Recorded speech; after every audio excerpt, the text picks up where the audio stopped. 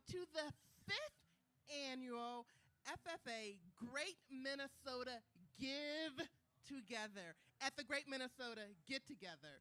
I'm Jasmine Brett Stringer, and I am a proud board member of the FFA Minnesota Foundation. My lovely co-host for the 5th year in a row is no other than our esteemed executive director, who needs no introduction, Val Alsford. Val, can you believe we're back again? Oh, it's exciting. You know, this started during COVID. This event started because of COVID and the lack of the Minnesota State Fair, but we did that in a studio 5 years ago, but we couldn't let all the fun just stop there. And so here we are, the 4th year live at the Minnesota State Fair, welcoming viewers across the state and hopefully across the country as we highlight. I think we might be welcoming viewers across the world, Val. I sure hope so, because we have great stories to tell tonight, and we hope everybody's tuning in. Oh my goodness, this is going to be a great evening celebrating agriculture, and more importantly, celebrating what young people are doing and learning and applying in their lives for agriculture, an important industry to our state. Oh, it's so important. And I think what people don't realize, they think, well, I maybe wasn't in the FFA, but the impact of our programs is extensive. We're in over 220 schools across the state of Minnesota. We're helping 43,000 students in grades 7 through 12 experience. What's that number again, Val? 43,000 students. 43,000 students across the state of Minnesota. So you know what that means? There's a domino effect. You may not have been in FFA, but chances are you have run across somebody that has been impacted or participated in FFA. Yes, that's exactly right. So throughout the telethon tonight, the next 4 hours, we're going to visit with students and we're going to hear their story. We're going to hear from teachers and supporters how these programs are making a positive difference in the lives of those students. Okay, Val, do you want to give a shout out to our amazing sponsors where our fantastic state leaders prepare to come on stage to introduce themselves? Oh, certainly. This telethon is about raising support for our programs, and we want to give a really big shout out to our Blue Ribbon sponsors who have made a nice investment today. Those are Ag Country Farm Credit Services, Ag Partners, Land O'Lakes, Coal Bank, the R.D. Offutt Farms, and Minnesota State Southern Agricultural Center of Excellence. So we give a big shout out to our Blue Ribbon sponsors. But we have some wonderful guests here with us on stage. We're going to hear from them throughout the 4 hours of the telethon, but we wanted you to meet them up front. So with that, I'm going to have our Minnesota FFA state officers introduce themselves. Hello, my name is Lauren Stuhl. I'm from the Murray County Central FFA chapter, and I am serving as this year's state president. Hello, everybody. I'm so excited you all are here. My name is Tori Gunderson from the Grand Rapids FFA chapter, and I'm currently serving as this year's state sentinel. Hello, everybody. My name is Emma Brayford, and I'm from the Grand Rapids FFA chapter, and I am serving as this year's state vice president. My name is Kaya Grossman. I'm from the Grand Rapids FFA chapter, and I'm serving as this year's state secretary. Hello, everybody. My name is Cole Sundin, serving as this year's state treasurer. Hello, my name is Natalie Clemenson. I'm from the Zumbrota-Mazeppa FFA chapter, and I'm currently serving as the state reporter. I'm going to pass it back to Cole. Cole, you didn't tell us where you're from. I'm from the Rockford FFA chapter. Oh, we know about that Rockford FFA chapter, and I love that. Zumbrota. Welcome, welcome, welcome, and we can't wait to hear from you throughout this evening's program. Thank you for being here, and thank you for your commitment and leadership to FFA in the state of Minnesota. Well, good. We're going to have you exit for a moment. We're going to talk a little bit about how this telethon's going to run, and then we'll be inviting you back throughout the time of the telethon. Thank you. Well, Jasmine, as you know, and we've talked about this in the past, the opportunity tonight is really to hear about FFA and its impact on students, but it's also an opportunity for you to get involved and invest in these programs. These programs are providing students with the opportunity to develop leadership skills and develop their career skills. Right. They are developing lifelong leaderships. I tell you, as a board member, I love hearing the stories from people in the industry partners who have said, When we get an FFA student that comes in our front door, we know they are an FFA student because they are prepared. They have the interpersonal skills. They have the soft skills. They are ready to be a natural-born leader in our organization. Well, a telethon is about raising money, and we want to let you know how you could make a difference. And so, of course, you have a lot of options. You can visit us on our website, mnffafoundation.org. You can text us, MNFFA, to 71777. That's another way to give. And you're going to see throughout the telethon tonight, if you'd like to direct your gift to a certain part of the state, a certain region, we're going to give you that opportunity as well. Or if you want to donate to our fantastic Blue Jacket program, because I know there's somebody in the audience that's already told me that they're supporting the Blue Jacket program, there's that opportunity also, right, Val? We cannot wait to let you hear about the Blue Jacket Bright Futures program because it is a great way to invest in an individual student while they're experiencing all that FFA has to offer. And Val, you know there's something that we say every single year because this is about raising funds, that there's no gift too big or too small. We also have a matching funds challenge of $2,500 made possible by Gonigan Travel, Minnesota Farmers Union, Precise Solutions, Minnesota Agri-Growth Growth Council, and members of the Minnesota FFA Foundation Board. Thank you so much for making that matching gift possible this afternoon and this evening. And we hope you'll help us meet that goal and exceed it because these programs, these students are worth investing in. Well, as we get ready to kind of walk you through this telethon, the first thing we want to do is you can give throughout the entire telethon. So even if you want to direct it to a gift, to a region we've already covered, you can always give to that.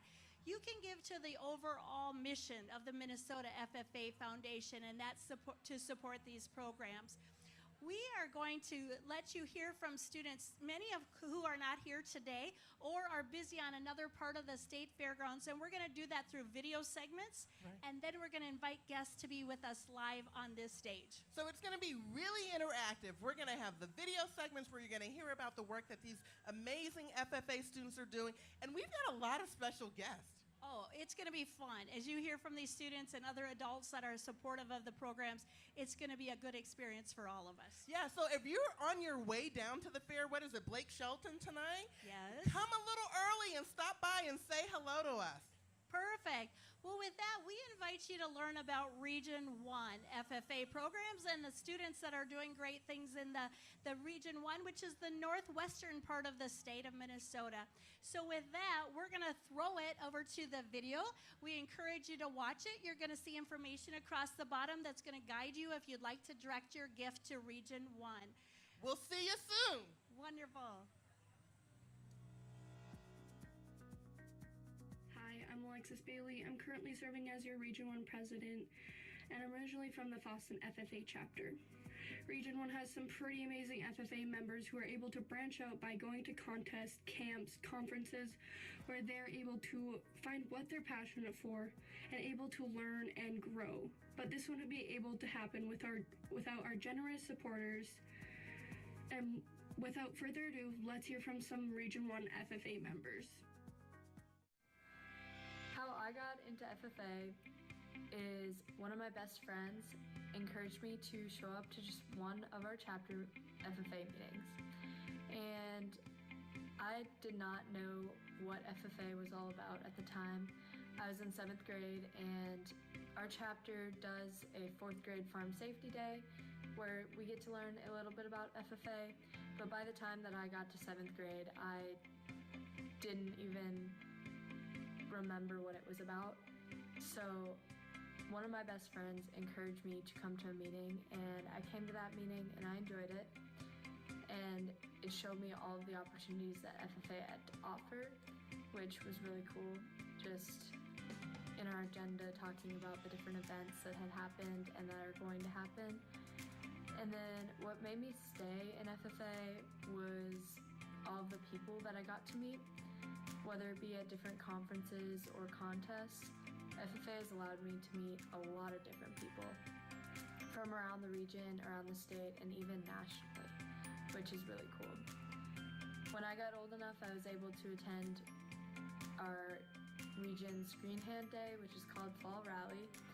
And that was just a lot of fun and learning about the basics of leadership. And then as I got older, I was able to go to SRLC and WRLC, which are our regional leadership conferences for our chapter officers. And in those different conferences, I was able to learn a lot more about how I can become a better leader, and that just helped me plan for my future a lot.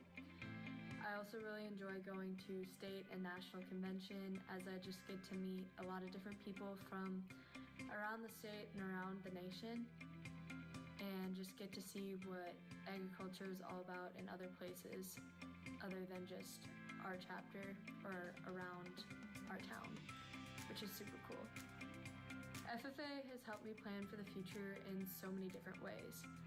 I plan on becoming an ag ed instructor when I get older, and so in Minnesota there is a Teach Ag conference, which teaches you a little bit of tips and tricks about becoming a teacher, and then also how you can get into different schools that offer ag education majors and different agriculture-based majors.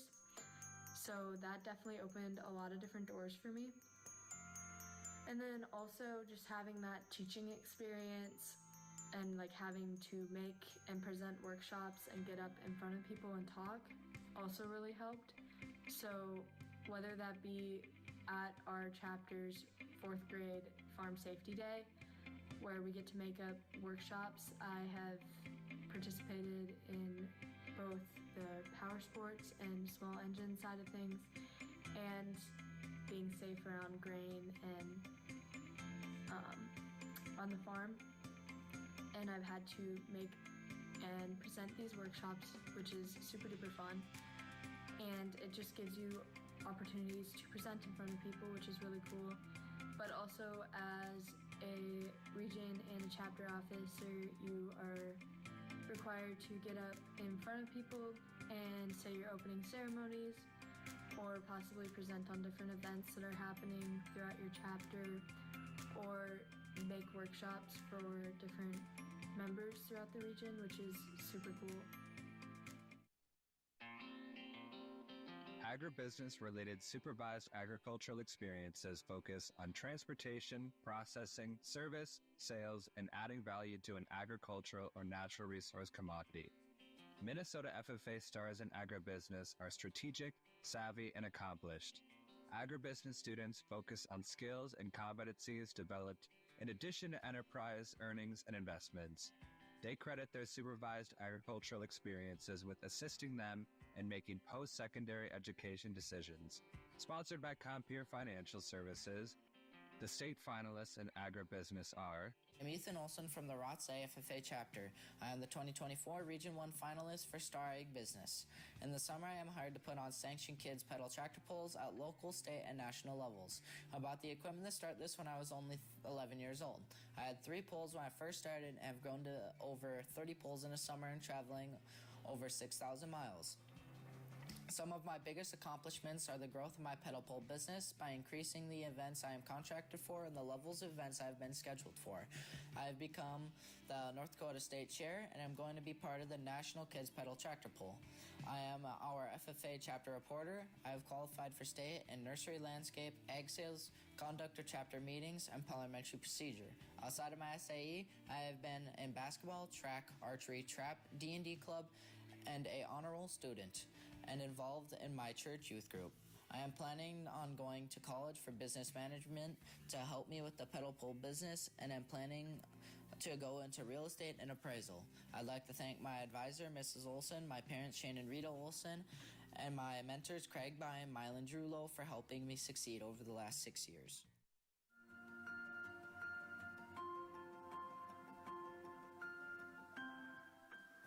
I chose the University of Minnesota Crookston because professors choose to invest in their students, all the way from their first year and then to the last.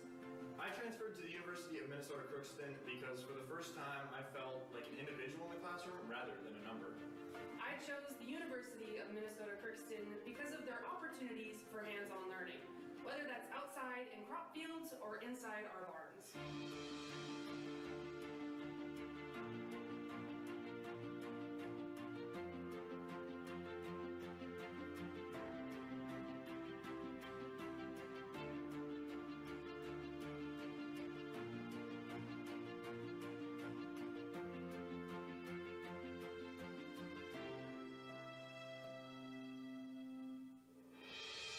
Agricultural education provides a platform for our students in professional opportunities, whether that's inside the industry or out of it.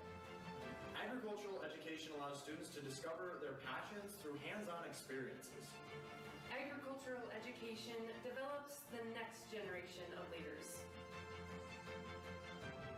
Cultivate your curiosity here with us at the University of Minnesota Crookston. Premier leadership, personal growth, and career success.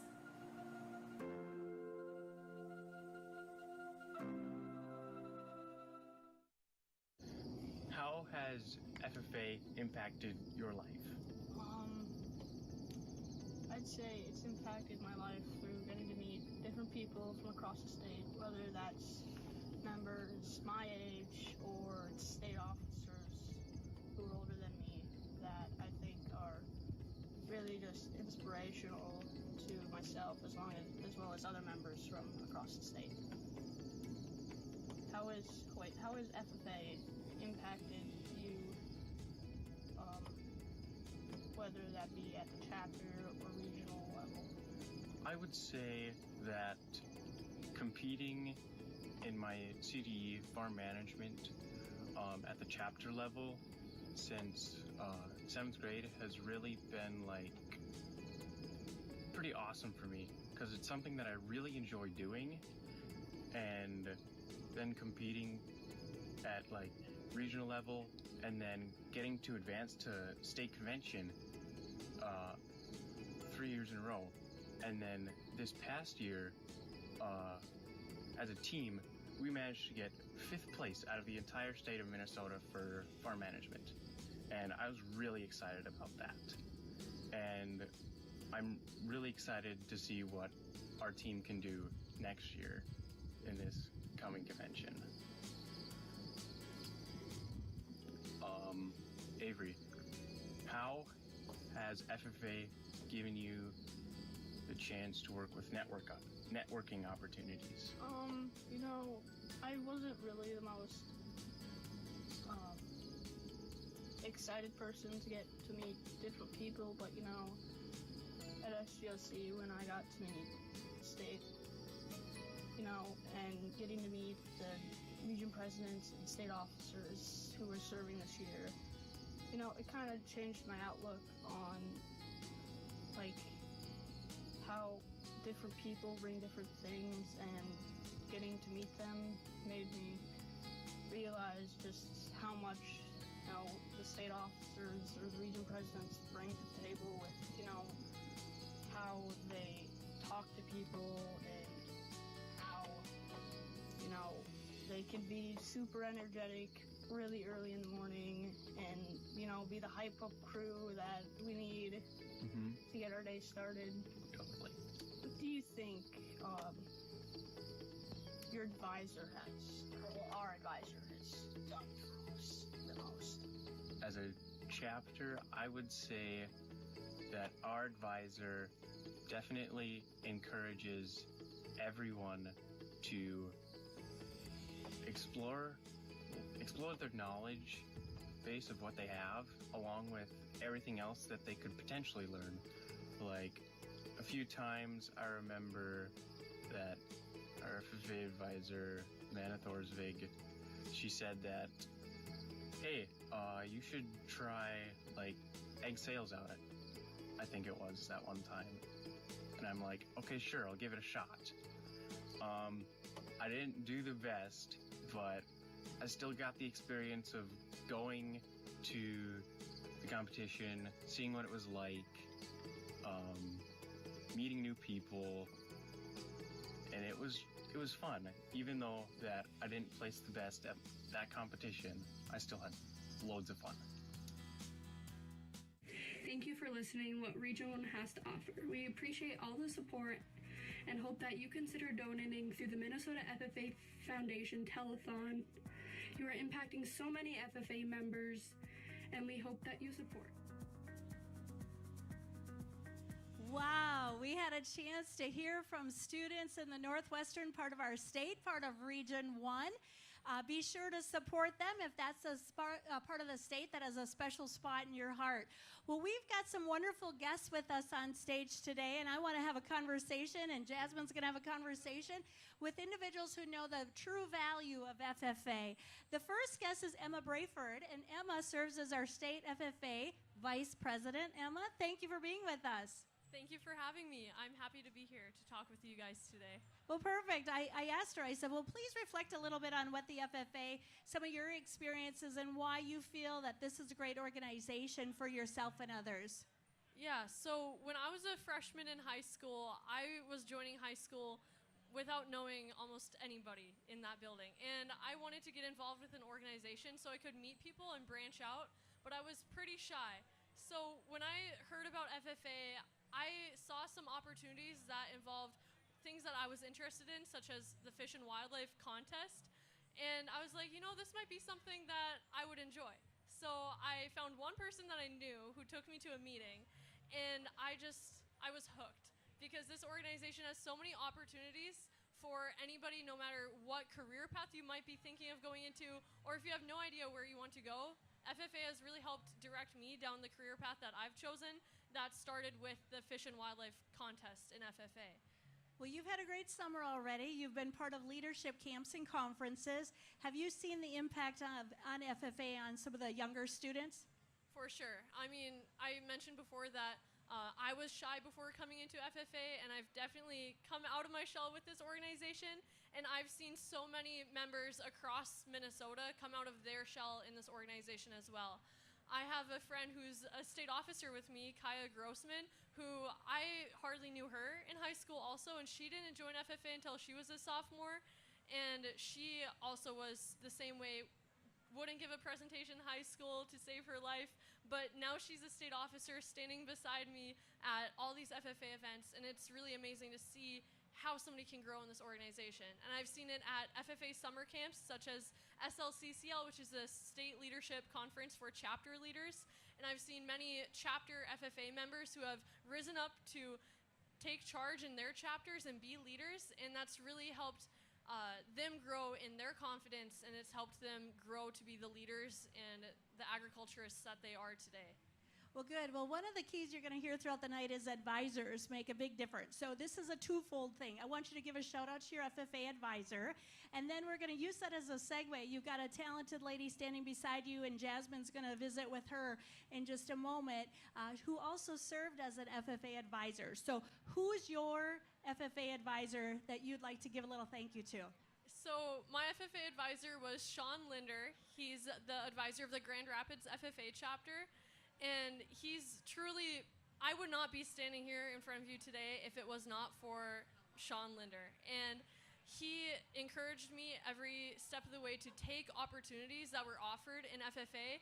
And he was the type of advisor that would push you to do things, but he would also know when to take a step back to let you take control of your own wheel and go down the road that you need to go down in FFA. And there are countless advisors like him across the state of Minnesota. Well, that's a great segue. Jasmine's got a great guest with her who was an FFA advisor for many years, but has a different role now, so I'll let you all talk about it.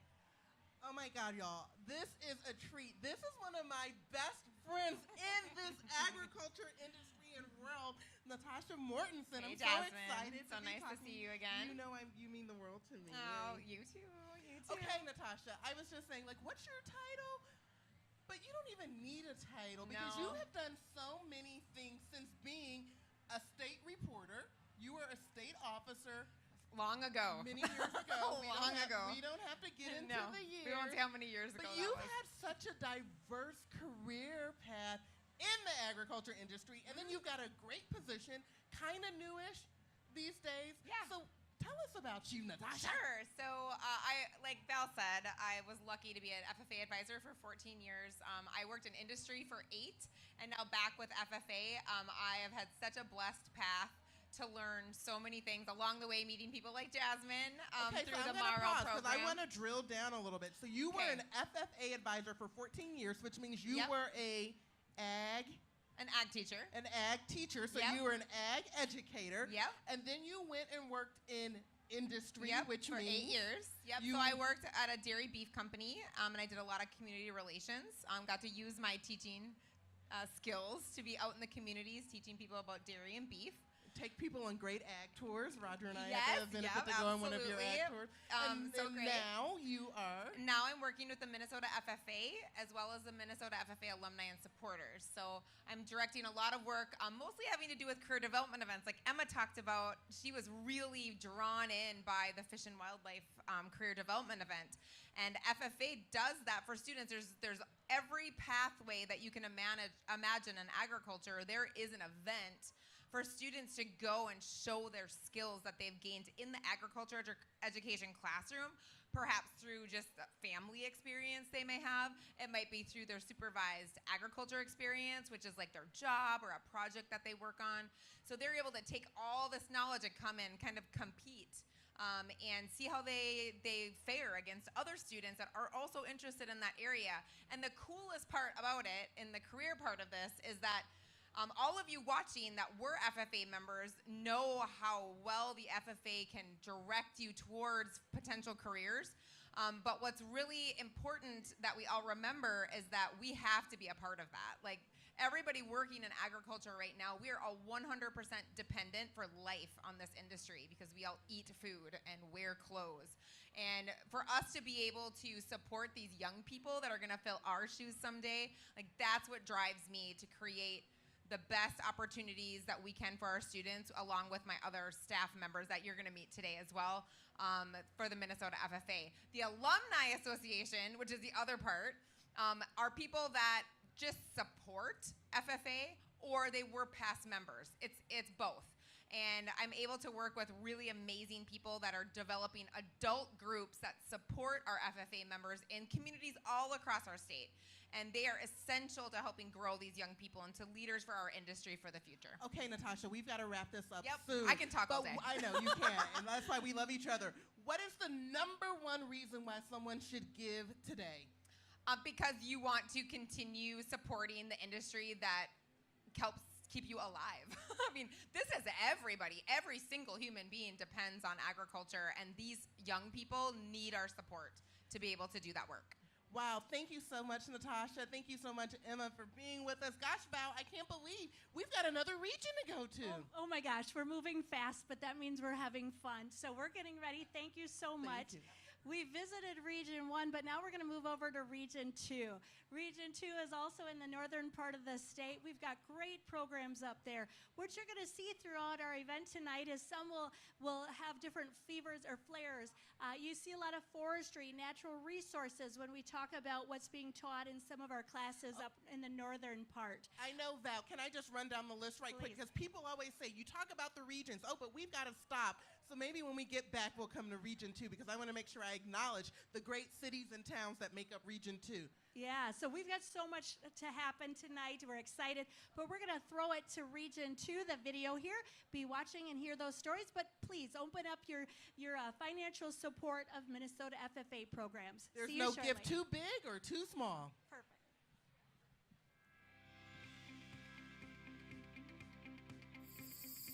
Howdy, and welcome to Region 2 segment of the Minnesota FFA Telethon. I'm Kelsey Kushel from the Sabika FFA chapter, serving as this year's Region 2 president. Throughout the course of the next half hour, we'll be showcasing some of the wonderful members of Region 2. Let's take a look. Now, when I think of premier leadership, community involvement, and agricultural advancement, there is no better place to talk about than my home region, Region 2. Each year, we here on the Region Officer team provide quality leadership days to ensure that our next generation of future leaders and agriculturalists receive those qualities of leadership and fine-tune them to ensure that they will be there to help persevere when agricultural times get tough and when the FFA needs them most. We ensure that our sessions that we put on help cover wide topics throughout setting goals and planning through the future to ensuring that our communication skills are top-notch. Now, that's not all we do here in this region, much like not all we have are just trees and forests. Region 2 is the most geographically diverse region in all of the state of Minnesota, where we possess urban areas, farmland, and natural resource areas, much like our Itasca County State Park. Now, when we talk about agricultural advancements, there are many things we can discuss, such as our members' supervised agricultural experiences, where they work in many different areas of agriculture, such as livestock entrepreneurship, crop management, agricultural education, and even agricultural mechanics. These members put in the hard work to stay involved and get involved with agriculture to make sure that their futures stay bright and that our future stays bright. We make sure here in Region 2 that our communities always receive the best from our chapters, as without them, we cannot advance into the future of agriculture and the FFA. Whether it be like the Park Rapids FFA chapter, who cleans up their environment through river cleanups, ditch cleanups, or whether it be like the Brainerd FFA chapter, who puts on advocacy days, like lunch on the farm or staying involved at their county fairs. We make sure that our communities know what the FFA is about to ensure that we keep getting new members and new people involved in agriculture, because you cannot exist in this world without being directly influenced by agriculture. As we ensure that our future stays bright here in Region 2, we will need some help along the way. For those of you who are able and willing to, I encourage you and urge you to donate to the Region 2 FFA Fund during this telethon. Thank you.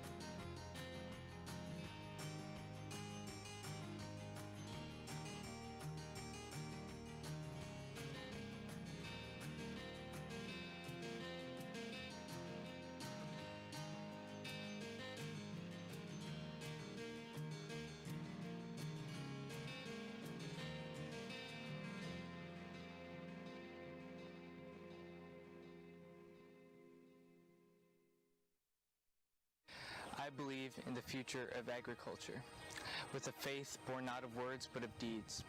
Achievements won by the present and past generations of agriculturalists, in the promise of better days through better ways, even as the better things we now enjoy have come to us from the struggles of former years.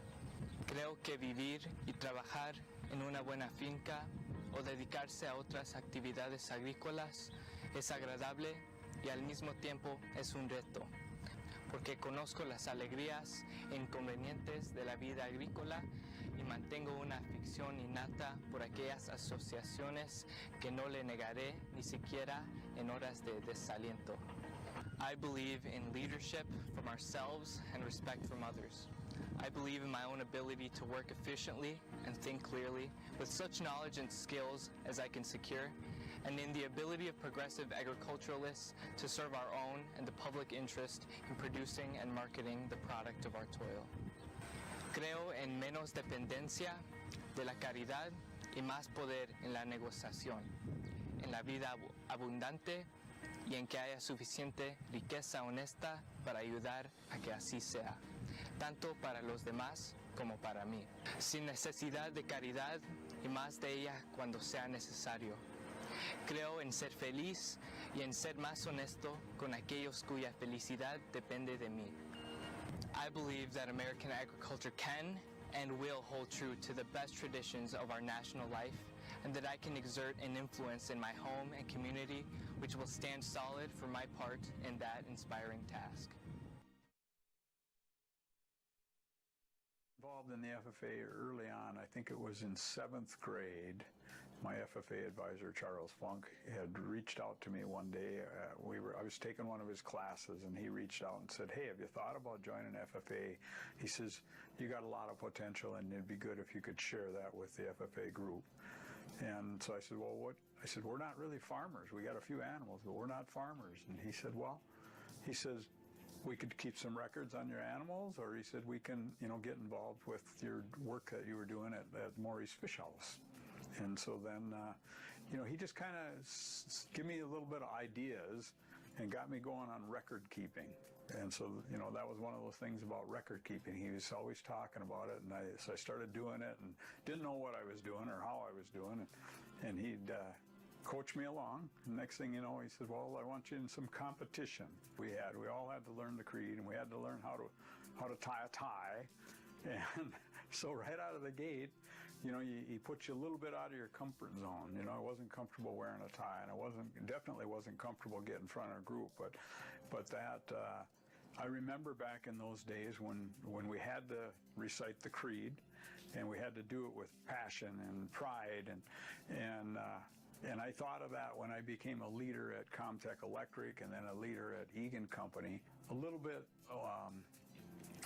overwhelming when you think about it, but if you just think about you're just trying to share your message. And so we always look for those qualities in people. And somebody give me an opportunity to lead, and little did I know why I was getting picked. But after I became a leader and started realizing it, I always look for qualities in people that they're humble, and that they're willing to do their part. They would never expect something of people that they wouldn't do themselves, and they're willing to lean in and show them how, willing to accept their failures in some case, and being able to understand if they're having a hard time. I used to tell my people, I don't want surprises. I can take problems, I can take mistakes, but don't ever surprise me with something. When you know something's not right, let's come and talk about it, and let's fix it early on. I think everybody has leadership skills and is involved in leadership in some ways, but it's about how the opportunities they get and how they use those leadership skills. And more often than not, those leadership skills fit the best when they have an interest in what they do. In spite of what I might fear or might think that I'm not capable of, I always took it on as a challenge, and I always did my very best and worked hard at it. And honestly, I think in every case it became a success because I wasn't willing to give up.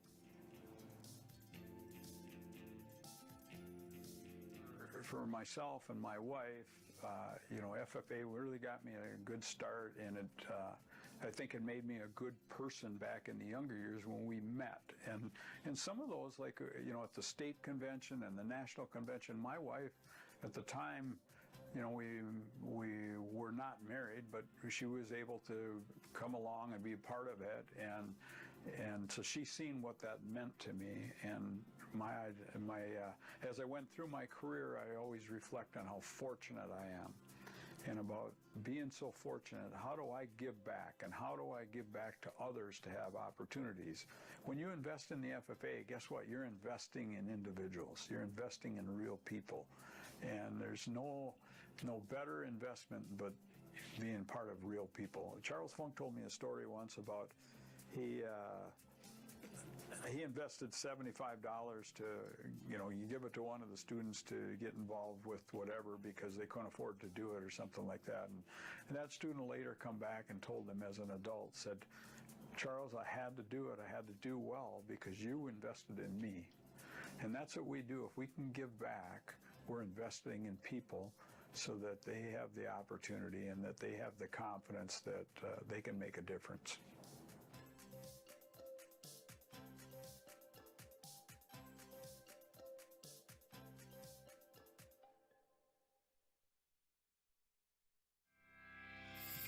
Thank you for tuning into Region 2 segment of the Great Minnesota Give Together.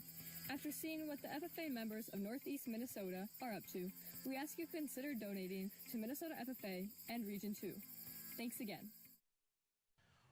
Wow, thank you so much, Region 2, which includes the cities of Aitkin, Bertha, Hewitt, Black Duck, Brainerd, Browerville, Deer River, Duluth, Grand Rapids, Greenway FFA, Killer, Little Falls, Long Prairie, Gray Eagle, Minnehaha, Masaba East, Nevis, Park Rapids FFA, Pierce Healy, Pillager FFA, Royalton, Sabika, Silver Bay, Staples Motley, Uppsala, Verndale, Wadena, Deer Creek, and Willow River.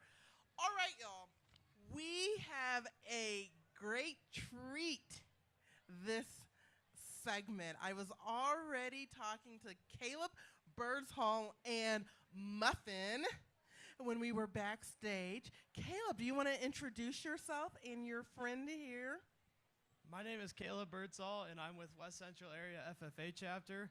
And this is Muffin. She's 3 days old, and she was born right here at the State Fair. Okay, for those that might be like, what is Muffin? What kind of animal is that? Muffin is a sheep. The breed is Polypay. Polypay. Now, do you raise sheep? I do not, but my neighbor does, and I get to help him with that. You get to help him with that. So you mentioned that you are a senior, right? You're going to be a senior this year. Tell us about your involvement in FFA and maybe your top 3 highlights. So right now, I am our president of our FFA chapter. Some of my favorite things that I get to do is come and hang out here at Miracle of Birth Center and get to teach people about the miracle of birth and what FFA and agriculture is all about. Another great thing is Apex, which is it's a convention where we talk about government, and we get to go and meet some of our representatives and hang out at the Capitol for a few days. Alrighty, so do you know what you want to do in the future? Like, where are you planning to go to college? What you want to do when you graduate? Do you have an idea? So I'm not quite sure what I'm going to do for college, but I plan to farm for the rest of my God-given days. You plan to farm for the rest of your God-given days. Now, did you grow up on a farm? I did not. I actually grew up in Big Lake, Minnesota. And then when my great-grandma passed away, we moved out to Hoffman, Minnesota, which is where West Central is. And from there, I got to learn about FFA through a class, and now I am the president of our chapter and working on a beet farm. You're working on a beet farm, but your farm is not active right now, right? No, ma'am. And your dad's not a farmer, right? Nope. So this defies the myth that you can become a farmer even if your parents aren't a farmer. Yes. I love that, Caleb. I love that because so many people think that, oh my God, my dad's not a farmer, my mom's not a farmer, so that means I can't be a farmer. But Caleb, you're going to farm the rest of your God-given days. I love that. Thank you. Thank you. Thank you, Muffin, for joining us. Val, I'm going to toss it over to you. Oh, perfect. Well, I'm glad we got to see some of the beautiful animals that are here on display in the CHS Miracle of Birth Center. We value our partnership with CHS, not only here at the fair, but throughout our year with FFA.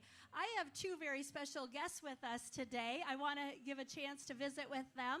Tori Gunderson is our state FFA Sentinel, and TJ Brown is the recently hired executive director of the Minnesota FFA Association. So we're going to visit with you both. Tori, let's visit a little bit with you. Tell us a little bit about your background, and then I want you to tell what's in your hand.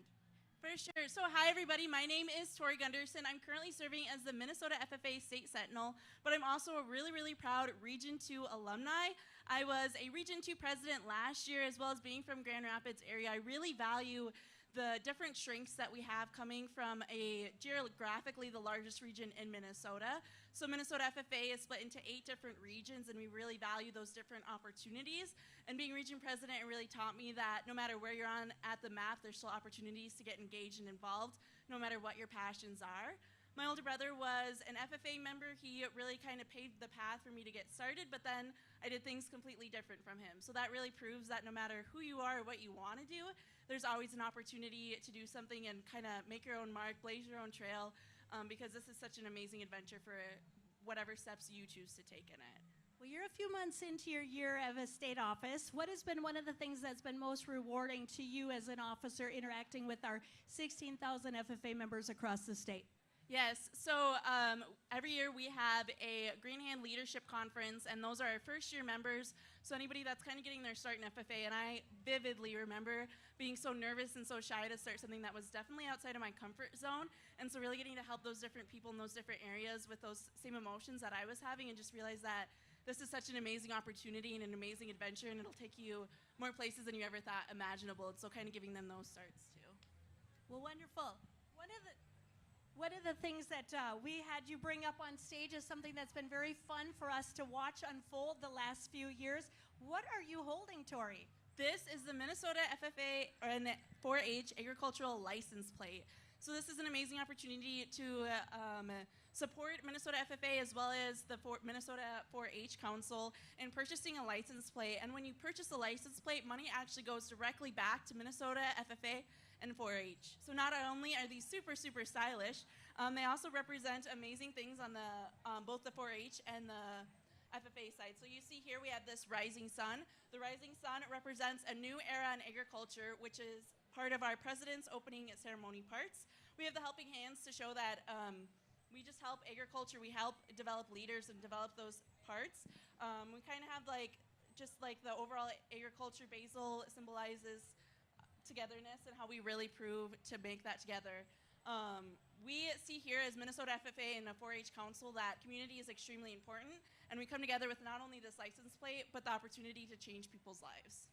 Well, there are getting to be more and more agricultural license plates out there on Minnesota roads. And Val, can we just add that you can get that license plate if you like to be on 2 wheels and drive a motorcycle. It's not just for vehicles and trucks. Right. Well, we're excited that it's being spotted on more and more roads out there. And as Tori said and as Jasmine said, it is available. And we would ask you to get it because it's a great way to show your support and also to invest in programs that FFA and 4-H offers. So for a $20 annual fee, that's a contribution that comes back to FFA and 4-H equally. We encourage you to get it. Tori, thanks for sharing that as well as your own story in the FFA. For sure. Thank you so much, Val, for having us. Well, good. Well, who's the guy to your side? This is our new executive director, Dr. Brown. All right, thank you. Hello. Thanks for being with us. Absolutely. Well, you're new to this role, but you are absolutely no stranger to agricultural education and the FFA. Can you tell us your background and why you are now in this role? Yeah, absolutely. So, originally from Mountain Lake, Minnesota, a small town in southwestern Minnesota. Grew up on a small family farm there. My brother runs the farm now, but a part of a very strong FFA tradition in Mountain Lake. Was very, very active in Mountain Lake FFA. That decided helped me decide my career choice to become an agriculture educator. So I did that for my undergraduate here at the University of Minnesota and my master's. I taught for 12 years in Springfield, Minnesota. Had a good, successful chapter there. I got the opportunity to transition to the community college world, and I taught at South Central College for the last 7 years. And as you said, just recently had the opportunity to take on this position with Minnesota FFA. Well, we're really excited. We're going to talk throughout the night about our unprecedented growth of our programs. And I'm excited that you're going to be able to kind of lead that and shape that. What does it look like when we are going from 16,000 FFA members now to a model that has 43,000 FFA members? What are some thoughts that our viewers might enjoy hearing? Yeah, a little bit of a daunting task to say yes to right away. We're going to more than double our membership likely with the national model for affiliate membership coming for the 100th anniversary. And so that is the challenge the next few years, to try to ramp up our programming. And my interest is especially doing that more and more at the local level. Obviously, we want more students at state convention, but the capacity, we just can't have 40,000 students at a state convention. We can't put that on. But FFA has immensely more activities to offer than just state convention. And I mean, we're at the Minnesota State Fair right now. Right. There's tons of opportunities for FFA members to participate here on an annual basis. There's tons of things they can do at local county fairs and local chapter events. And those are the things that we're going to try to develop more programming around local community service, philanthropy type events, and just letting the chapters be more visible locally and getting all those additional members that will be gaining active in their home communities. So if we're going to double the number of students who are positively impacted through FFA, isn't this a perfect time to talk about getting involved, supporting your programs locally, also supporting them statewide?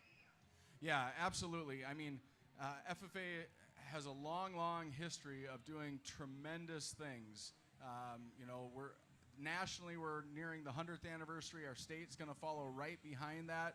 And I think if we look at all kinds of rural communities around our state, there's tremendous amount of history of the impact of what FFA has done in those communities. And we want that to continue. But all those things that FFA has been doing for such a long time, yes, comes on a lot of sweat labor from our members, but that's not the only thing. Resources are needed to carry those things out.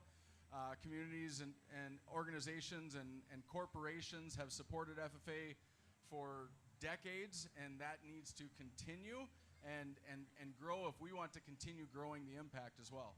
Well, Jasmine, we've got a great one here, don't we? Oh my God, we have a great one. Can I ask you, I know my first entree, because I'm originally from Atlanta, Georgia, and we do have urban FFA chapters, but I was in FBLA, was volunteering at the state convention as a judge for one of the public speaking competitions. Can you tell us how people that may not be involved in FFA or an FFA parent can volunteer or find about volunteer options? Yeah, absolutely. That's a great prompt. So our website, Minnesota State FFA's website, is a tremendous place to go. You can contact anybody on our staff, Natasha Mortensen, Ashley Croson. Both of them have a strong amount of what they do is putting on the contests at the state convention, where we do need lots of volunteer help. Also reach out to your local advisor. There's many local FFA alumni and supporter chapters that need help locally as well, besides the state level. Coaching teams, getting them prepared, being mentors to area FFA members and such. So there's things you can do in the local level, which I would strongly say reach out to your advisor and try to connect with the local FFA alumni chapter, or reach out to my staff to look for opportunities to help with state convention. Thank you so much. Well, before we let you go, TJ, you have been the superintendent of FFA here at the Minnesota State Fair for a number of years now. This is 4-H weekend, but we're gearing up for FFA weekend. Can you tell us a little bit about the size and scope of what we're going to do here at the Minnesota State Fair? Yeah. So next weekend is what we traditionally call FFA weekend at the State Fair. We're going to have roughly 2,000 head of livestock, roughly 1,000 FFA members. I can't even tell you how many thousands of non-livestock projects that are here as well.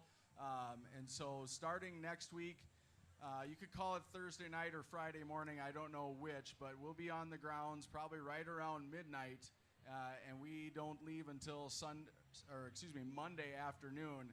I heard the llamas are rolling in on Wednesday. Yeah, we don't have llama show for FFA, but yeah, they are there part of the same time as we are. But it's a 20+ hour a day through the weekend.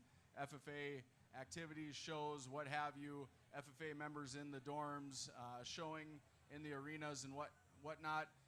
It's a tremendously exciting weekend. We enjoy it. The FFA members enjoy it. We think we put on a good show for the public, for anybody who wants to learn more about agriculture.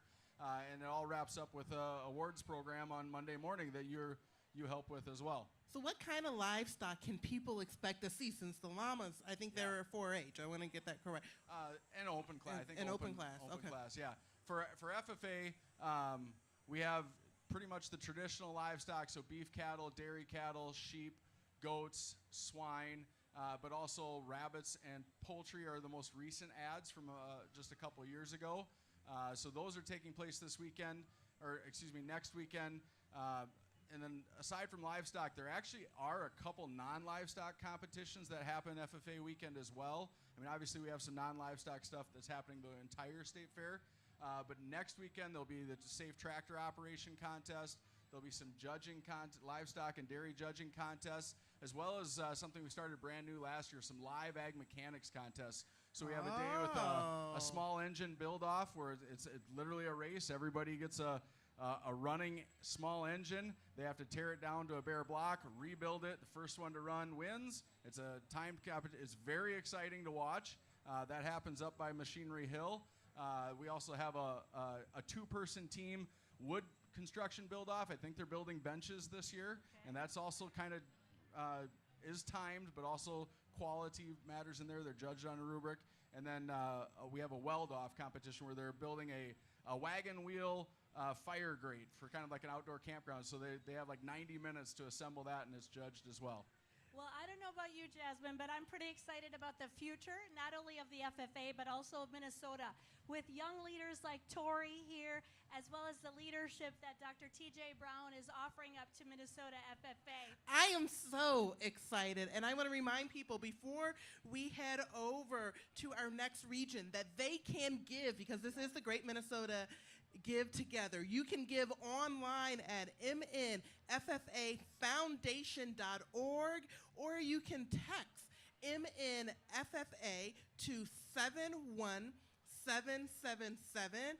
And again, text MNFFA to 71777. And you can also look for the Minnesota FFA Foundation on Venmo if you just want to give some electronic money, is like what we like to call it in our household.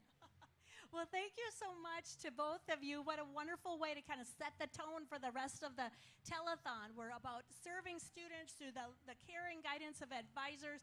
State staff and others are all about shaping those opportunities. Thank you so much. Thank you. Thank you. Thank you. You were wonderful.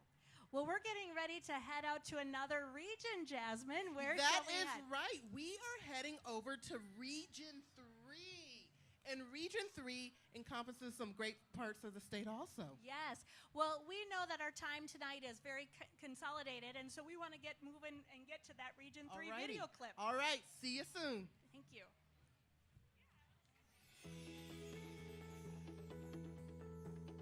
Hello, Minnesota FFA and Minnesota State Fair goers. My name is Elena Bromanchenko, and I'm from the Rocori FFA chapter, currently serving as the Region 3 president. Today, you will be hearing from Region 3 members and supporters about their agricultural and FFA stories. Thank you for your support, and tune in as we hear how Region 3 members rise to pursue their passions. My ag journey began when I was 6 years old. This is the first time that I can remember my grandpa allowing me to drive or ride in the tractor with him. Over the years, we moved off of the farm and I lost touch with my agricultural background. It wasn't until 7th grade when I rediscovered my love and passion for agriculture through FFA. FFA allowed me to dive into the different opportunities that ag has to offer. The The Companion Animal Science Contest allowed me to rediscover my passions for animal science and helped me to discover what I want to do as a career in the future.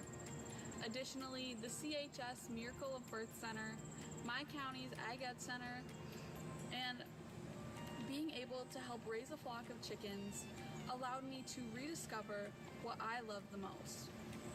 FFA has allowed me to grow myself so that I can help grow others and help them find their passions in agriculture and FFA.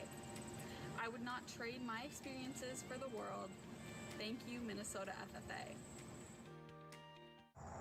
Now, growing up, I've always been surrounded by horses and found my love for exploring the different aspects of the equine industry. These interests led me into attending my first FFA meeting in 8th grade. I was a shy kid at a new school and terrified to try new things. FFA showed me that stepping out of your comfort zone is when you truly have the greatest experiences. Over the past 5 years I've been involved in FFA, I've been able to explore how broad of a field agriculture truly is through the career development events I've been involved in, such as livestock evaluation, horse evaluation, and companion animal vet science. These have showed me different areas of the animal industries, as well as showed me a respect for the people in those areas. On the other hand, I've been involved in parliamentary procedure and found my love for debating as well as public speaking. Throughout these opportunities FFA has offered me, I've been able to grow my own skills, meet new people, and FFA has taught me as well as furthered my existing knowledge of the world of agriculture. I joined the FFA when I started high school because I grew up on a diversified crop farm in southeastern Minnesota, and I was interested in agriculture, but my interest was partially in the horses. We had horses, beef cattle, and hogs, so it was logical that I would join FFA. And when I started in FFA, we had a very good BOAG instructor, Don Barber, who offered a lot of opportunities for what I would call leadership development and opportunities to develop some good work ethics.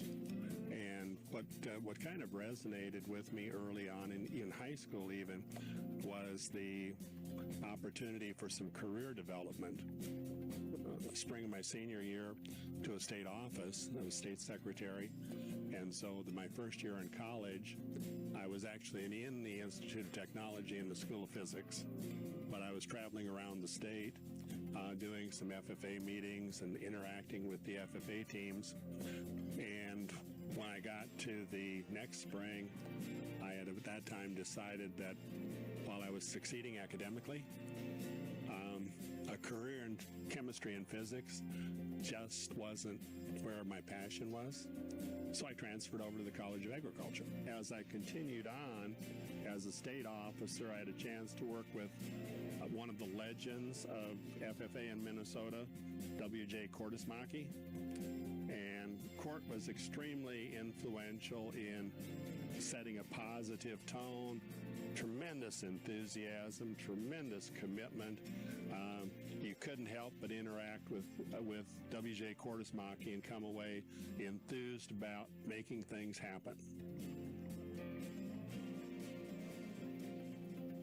I graduated with my bachelor's degree in 71 and then took a short break to go out to lovely Fort Lewis, Washington, courtesy of the U.S. Army, a drill sergeant whose words of wisdom stayed with me, that it's better that a good plan in a timely manner is better than a perfect plan too late.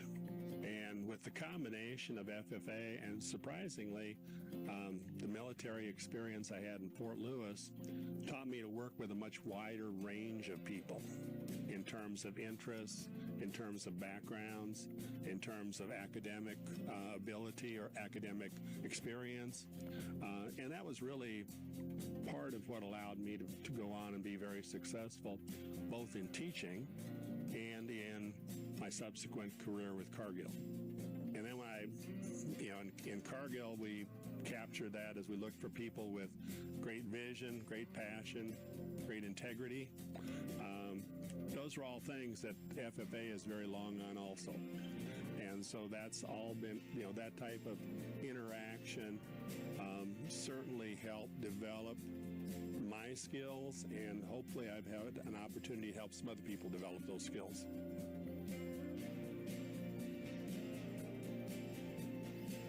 When I'm out visiting with people about FFA, I'm a solid supporter of providing resources to the foundation, to the Minnesota FFA Foundation, because it is a positive investment in the future of agriculture.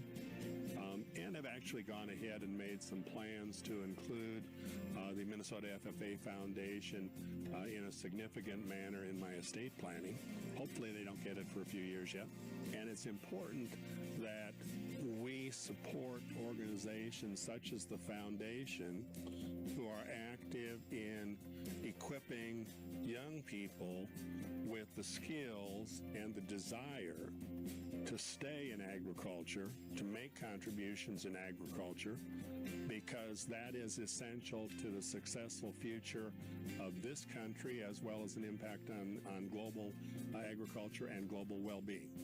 I decided early on, so many people have been so very good to me in FFA, that I needed to, what's the expression, pay it forward?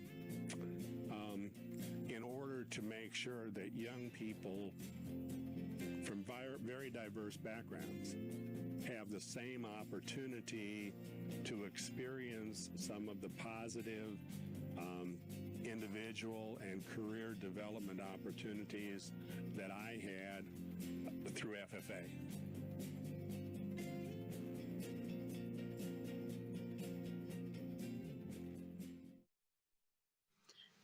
My agriculture story has been basically my entire life. I grew up on a beef farm and helped around with chores around the house, kind of been in the field, but never really got to dive deep into what agriculture was.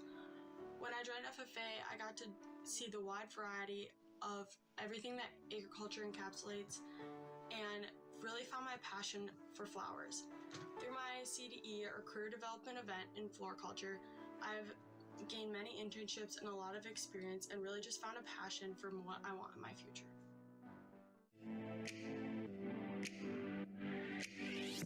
I'm really passionate about ag ed. The major itself excites me because I really like working with youth.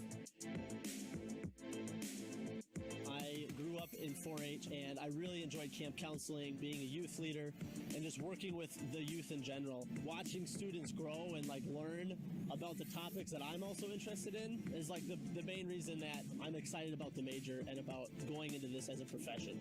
I really wanted to choose ag ed specifically because it tied in everything that I enjoyed doing. The 4-H, working with youth, working on the farm, just being outdoors. Ag ed tied all that together and made it just this perfect package, really. So I don't come from an agricultural background.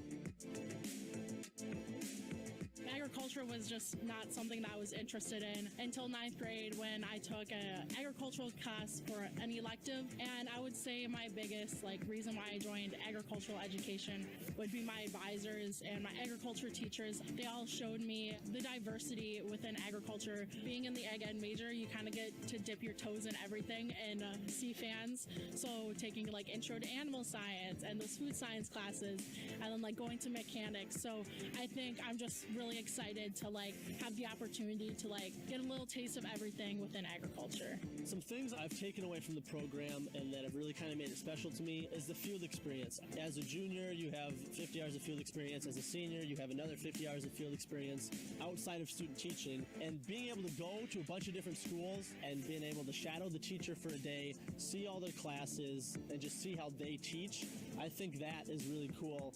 It makes it really special. I think this major is going to open up a lot of different experiences and areas of interest, mainly one being teaching. And on top of that, you take so many different classes and you learn so many different things that I feel like, personally, you can almost go into any field you want, especially if it's related to agriculture or child development. Really, there's so many doors that get open because you do ag ed that even if you didn't end up teaching, you can find a place somewhere because you have background in so many different areas because once I graduate, I just hope it opens the opportunities of teaching in a school and just helping me with the support after graduating. So building the network of people now so that once I do start teaching, I always have them if I need more information on or if I need help like building curriculum, I always have those people to fall back on, and I know that they'll always have my back.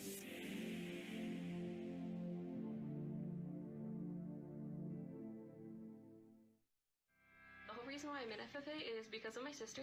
She joined about 2 years before I did, but she was truly the person that gave me the extra push and helped me decide to join. And now that I'm in FFA, I'm involved in dairy judging, and I'm also a chapter officer this year. And along with that, I feel like FFA truly has just allowed me to grow so much as a person, become a better leader, and I've been able to try so many new things that I wouldn't have been able to otherwise, and I've met so many new people, and I'm truly excited to see what this year has in store. Thank you for listening to what Region 3 has to offer, and we hope you consider donating for the Minnesota FFA Telethon. Your support impacts the lives of Region 3 members as they rise for new opportunities.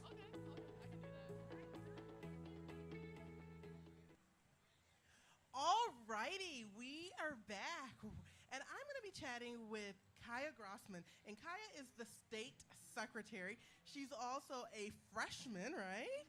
Where are you a freshman at? I'm attending the University of North Dakota in Grand Forks for political science and business. For political science and business, and you came down just for this today. Is that important to you, right? Oh yeah, I woke up about 6 a.m., made the 5-hour drive down here.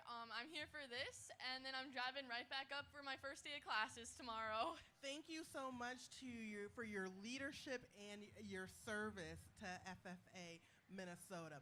So I want to talk to you about this amazing opportunity that you've had to attend the Washington Leadership Conference, or WLC. For our viewers and audience members, tell us about that. Yeah, so the Washington Leadership Conference is held in our nation's capital in Washington, D.C. Students from across the nation are able to go to a week-long conference in the summer to learn from legislators and senators, and really just learn about servant leadership and how they can come back to their state and their community and apply that leadership knowledge and continue to build FFA in their communities. Wow, so we hear a lot in the adult world about servant leadership. After this experience, what does servant leadership mean to you? Ooh, that's a really good question. Servant leadership to me, I would say that it means that no matter what, you're looking to serve others and you're continuing to be the best leader you can be to set that example for younger generations and just the peers around you at all times. No matter what you're doing, you're just always setting that good example. Right.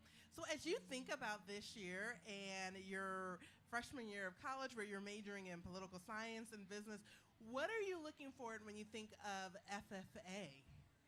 That's a good question also. So when I attended the Washington Leadership Conference, I really got to learn about the whole legislative process, and I was in DC, so like I was in the heart of all of it.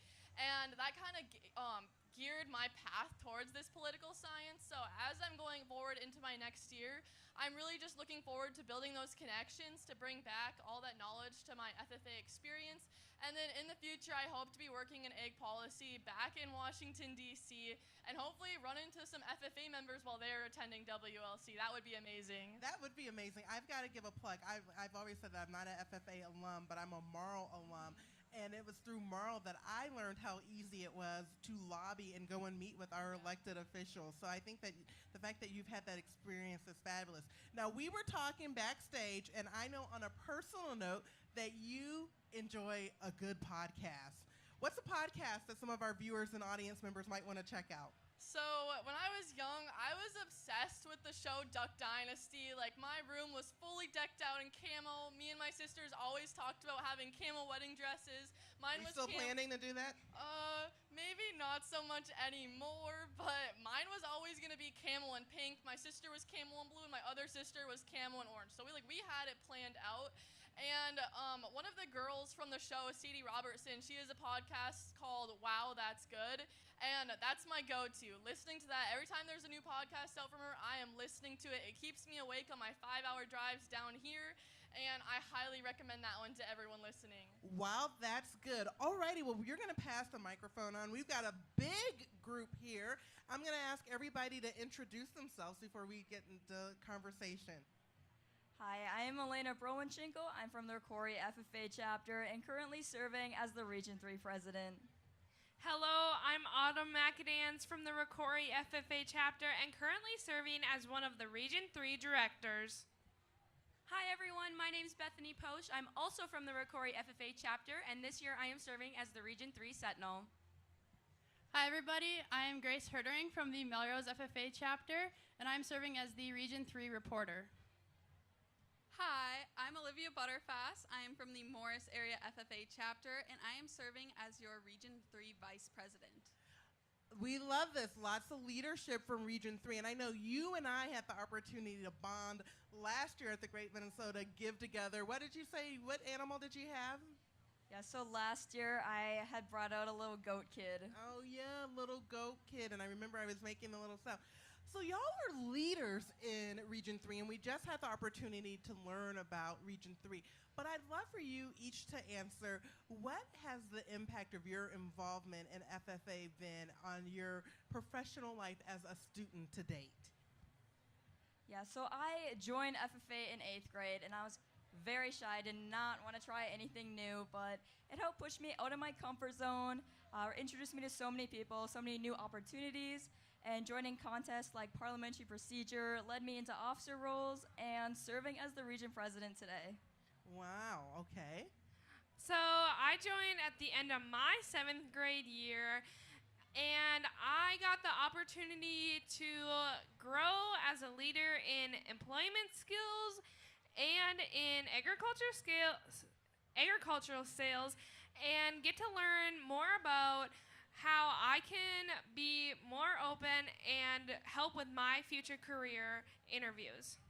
And what do you think you want to do as a part of your future career? For one of my future careers, I would like to work in the healthcare field as a nurse. Oh, wow. FFA has given me so many opportunities. I was able to join Milk Quality and Products, which is a contest we have in FFA. This led me into a passion for food science. I've also been able to go to a national FFA conference called Next Gen for food products and processing systems to further develop that passion for food science.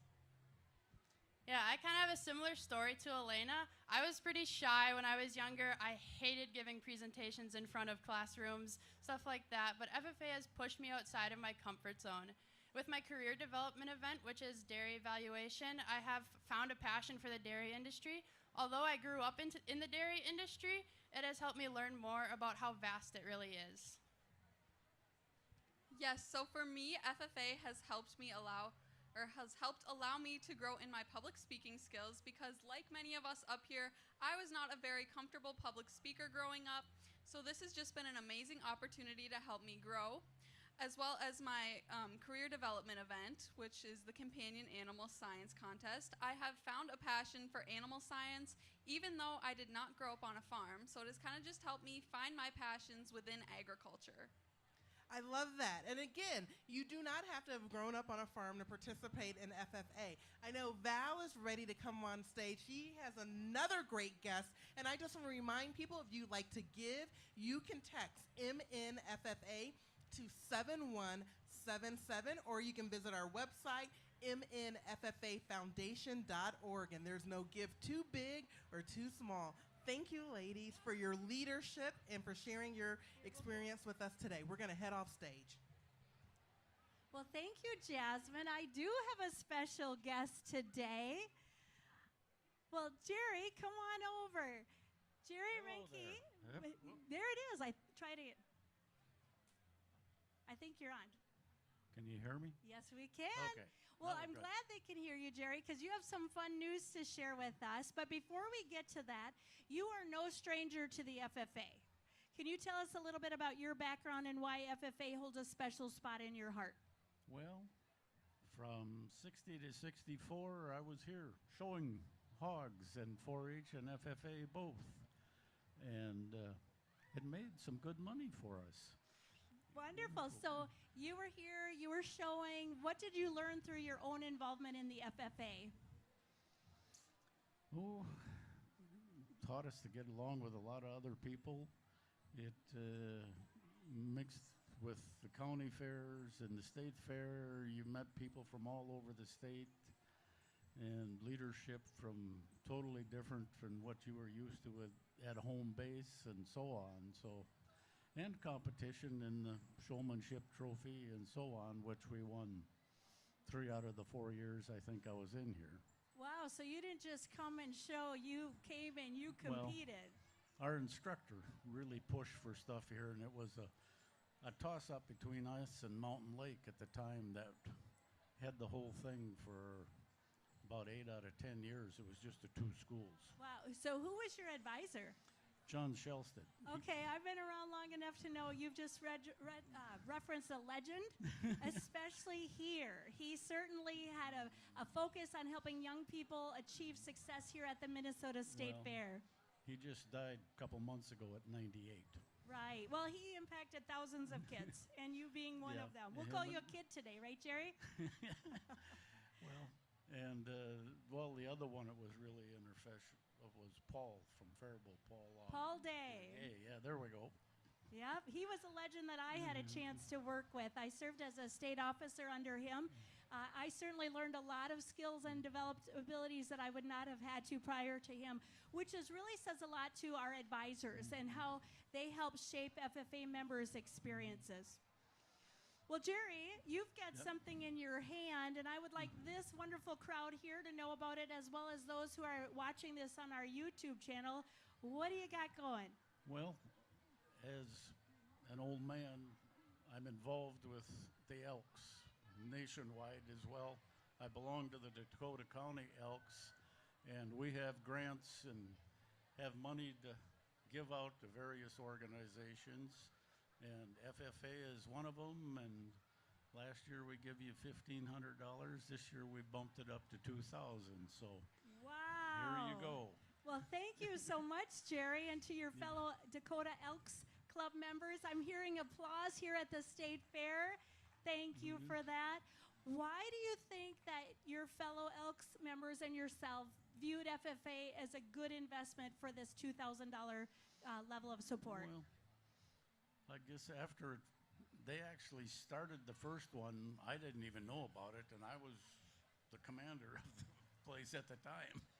And then they got me involved, and then I started explaining a little bit more about what it really all is, and it just opened up their hearts, I guess. We got money to give away, give it to a good cause. Wonderful. Well, we've said it a few times, but I'm going to share it again because it's worth saying. Your investment is impacting 43,000 students in grades 7 through 12. You're investing in them so they develop premier leadership, personal growth, and career success. You shared with us a little bit about here at the State Fair what that looked like. What did you do after your FFA years? What has been your career path? Well, farmed for a little over 30 years, and then I drove a semi for another 20 years, and still don't slow down. I got to keep doing something. Well, you referenced farming. Some of our kids go into farming today. Some of our kids do not go into farming, but they still develop incredible life skills because of the FFA. You talked about your path, which I know hard work ethic is part of your path to be a farmer, to be a truck driver. We instill that in our students too.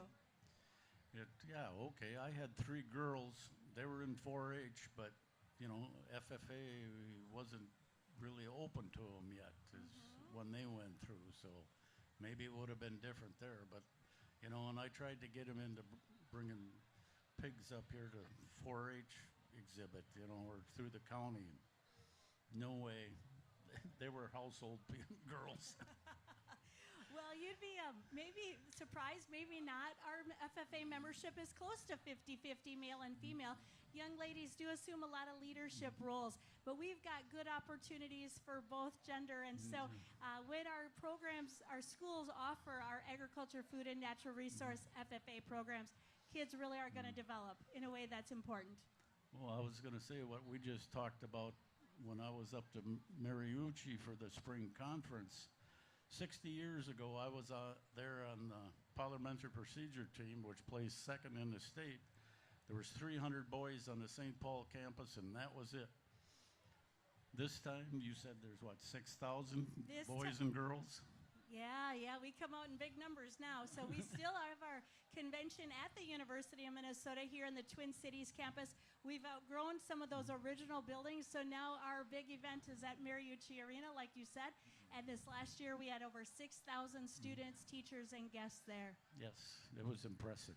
And we're gearing up to serve even more kids. Your support is going to help make that happen today. Well, hopefully we see you again next year. Yeah, I'll welcome you back anytime, Jerry, with or without a check, because you're a great success story of what we've got going. Well, thank you so much, Jerry. This has been great to visit with you. I know throughout our telethon here, it's all about raising money, and my special co-host has made it back on stage. Jerry, I want to say thank you so much. I remember last year you bought a donation. Thank you so much to you and the Tacoma County Elks for your donation this year. We really appreciate your support. I got a hat just like that backstage that I'm going to change into a little later, but I'm going to give you a hug. Thank you. Thank you. You're welcome. Yeah, it really means a lot. All right, well, thank Okay. you. Appreciate it. We'll see you. Well, Jasmine, we've been cruising through this telethon. Oh my God, I can't believe we're already headed over to Region 4. I know, and there's so many great stories yet to tell, whether that's through students, through the teachers, through the supporters. We have a lot of wonderful guests still to come. We've got a lot more wonderful guests. I've enjoyed all of our guests so far. I mean, I loved hearing from all of those leaders in Region 3, and it was interesting hearing Jerry talk about his daughters and when they were growing up and how there weren't opportunities for them with FFA. And look at that now. Look how many of those region leaders were female. About 70-some% of the leadership roles right now are being held by young ladies, which is something back in 1969 when FFA allowed girls to enter the FFA. I don't think many people would have realized what would have happened.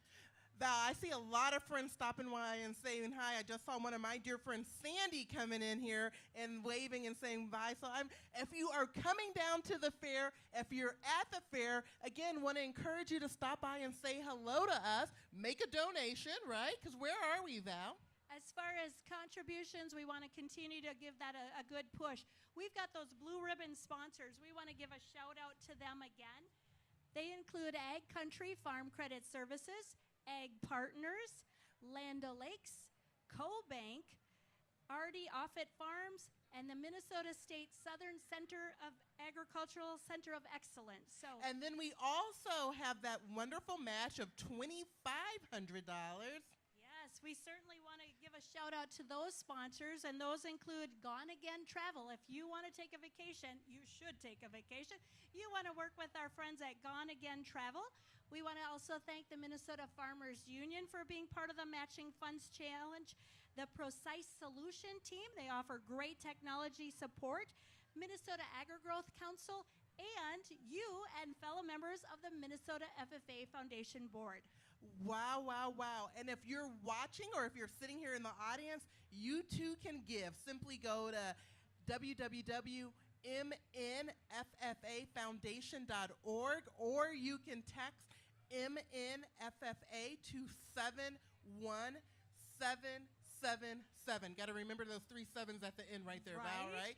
MNFFA to 71777. Well, it's that time. We want to give you a chance to hear from our next region, so we're going to ask you to watch as we take a visit to Region 4. And where's Region 4 at again, Val? Kind of your metro area. This is the heart of the state, kind of the center. Right here. Home sweet home for me. Okay. Right. Here we go. Region 4.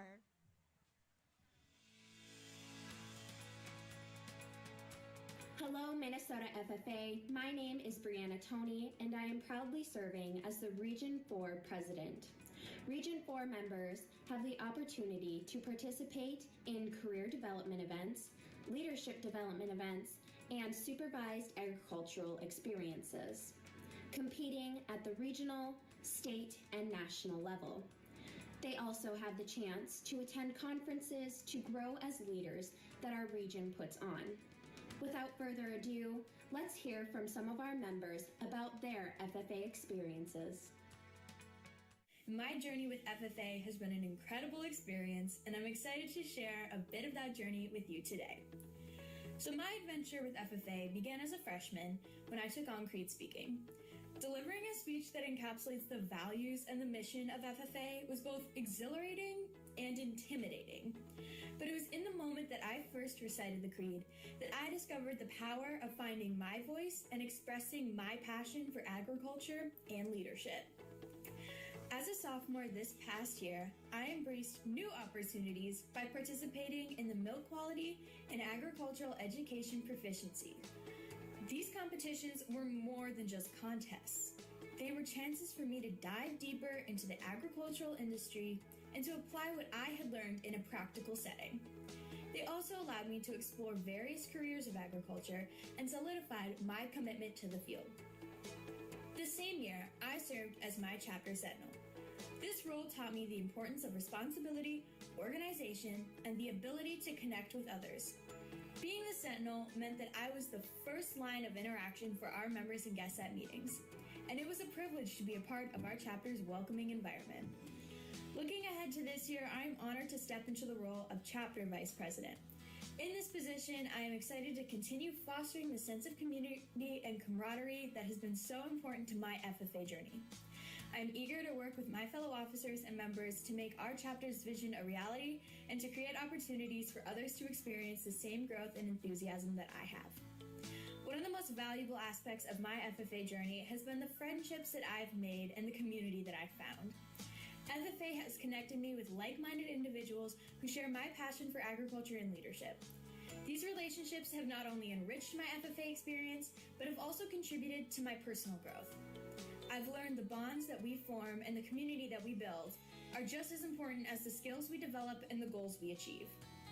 In closing, I want to express my deep gratitude to Minnesota FFA for its support and encouragement. I'm proud to be part of an organization that is making a significant impact and providing valuable opportunities for its members.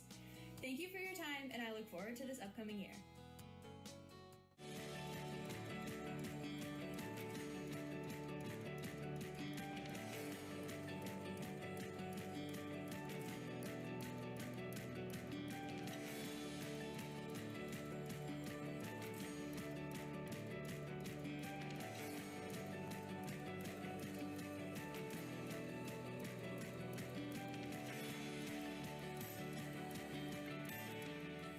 The most rewarding thing during my student teaching would be helping students figure out what they want to do with their lives and helping them decide, yeah, this would be a great college career path.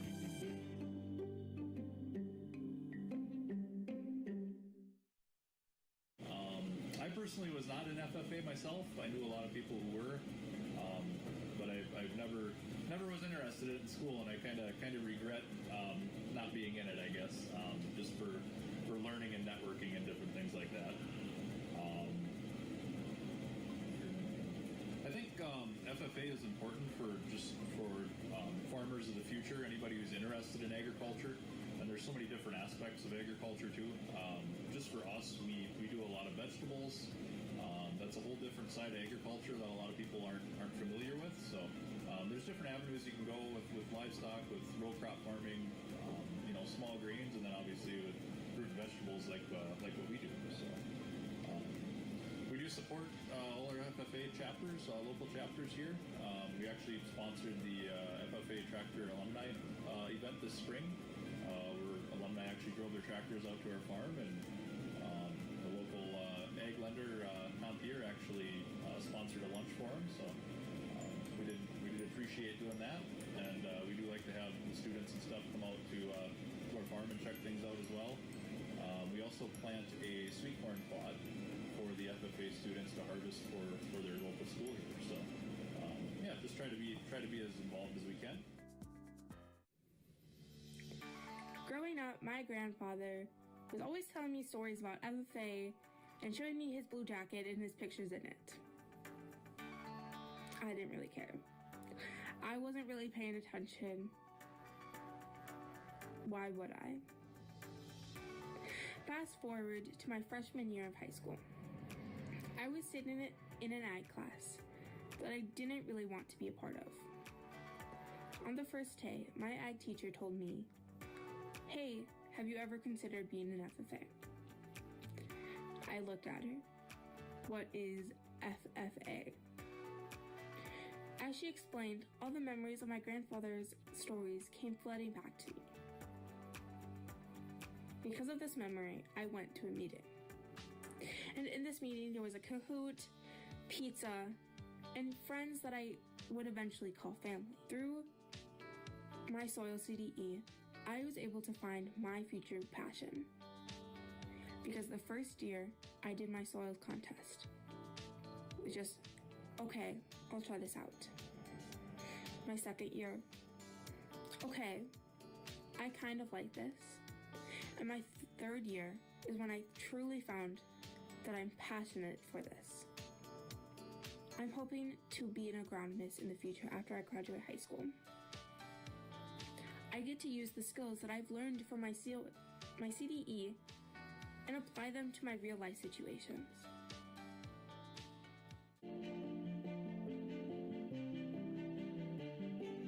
My name is Harley Brown, and I teach here at Highland Park Senior High, and I'm the agriculture teacher, and I'm also the FFA advisor. And so this Ag Day is something that we've been doing for years and years, where we have elementary students, high schoolers, middle schoolers come to learn about agriculture and learn about FFA, because one of the big tenets of FFA is like community involvement and agricultural literacy. So we just want people to be more informed about agriculture and also learn that agriculture is in the cities too, and that you can be involved in agriculture in living in St. Paul. Yeah, and that it's fun.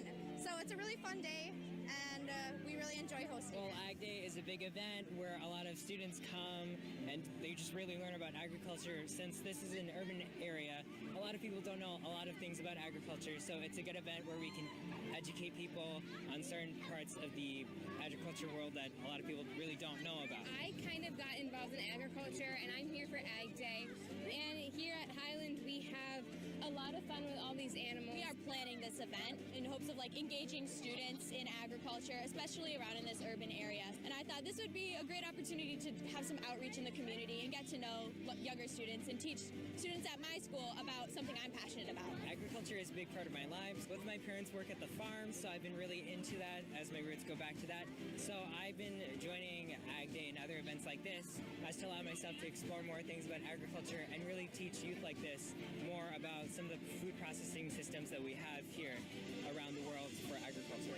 I really hope to go into a career in agriculture or agricultural education because I really enjoy getting to know students and getting to know this industry.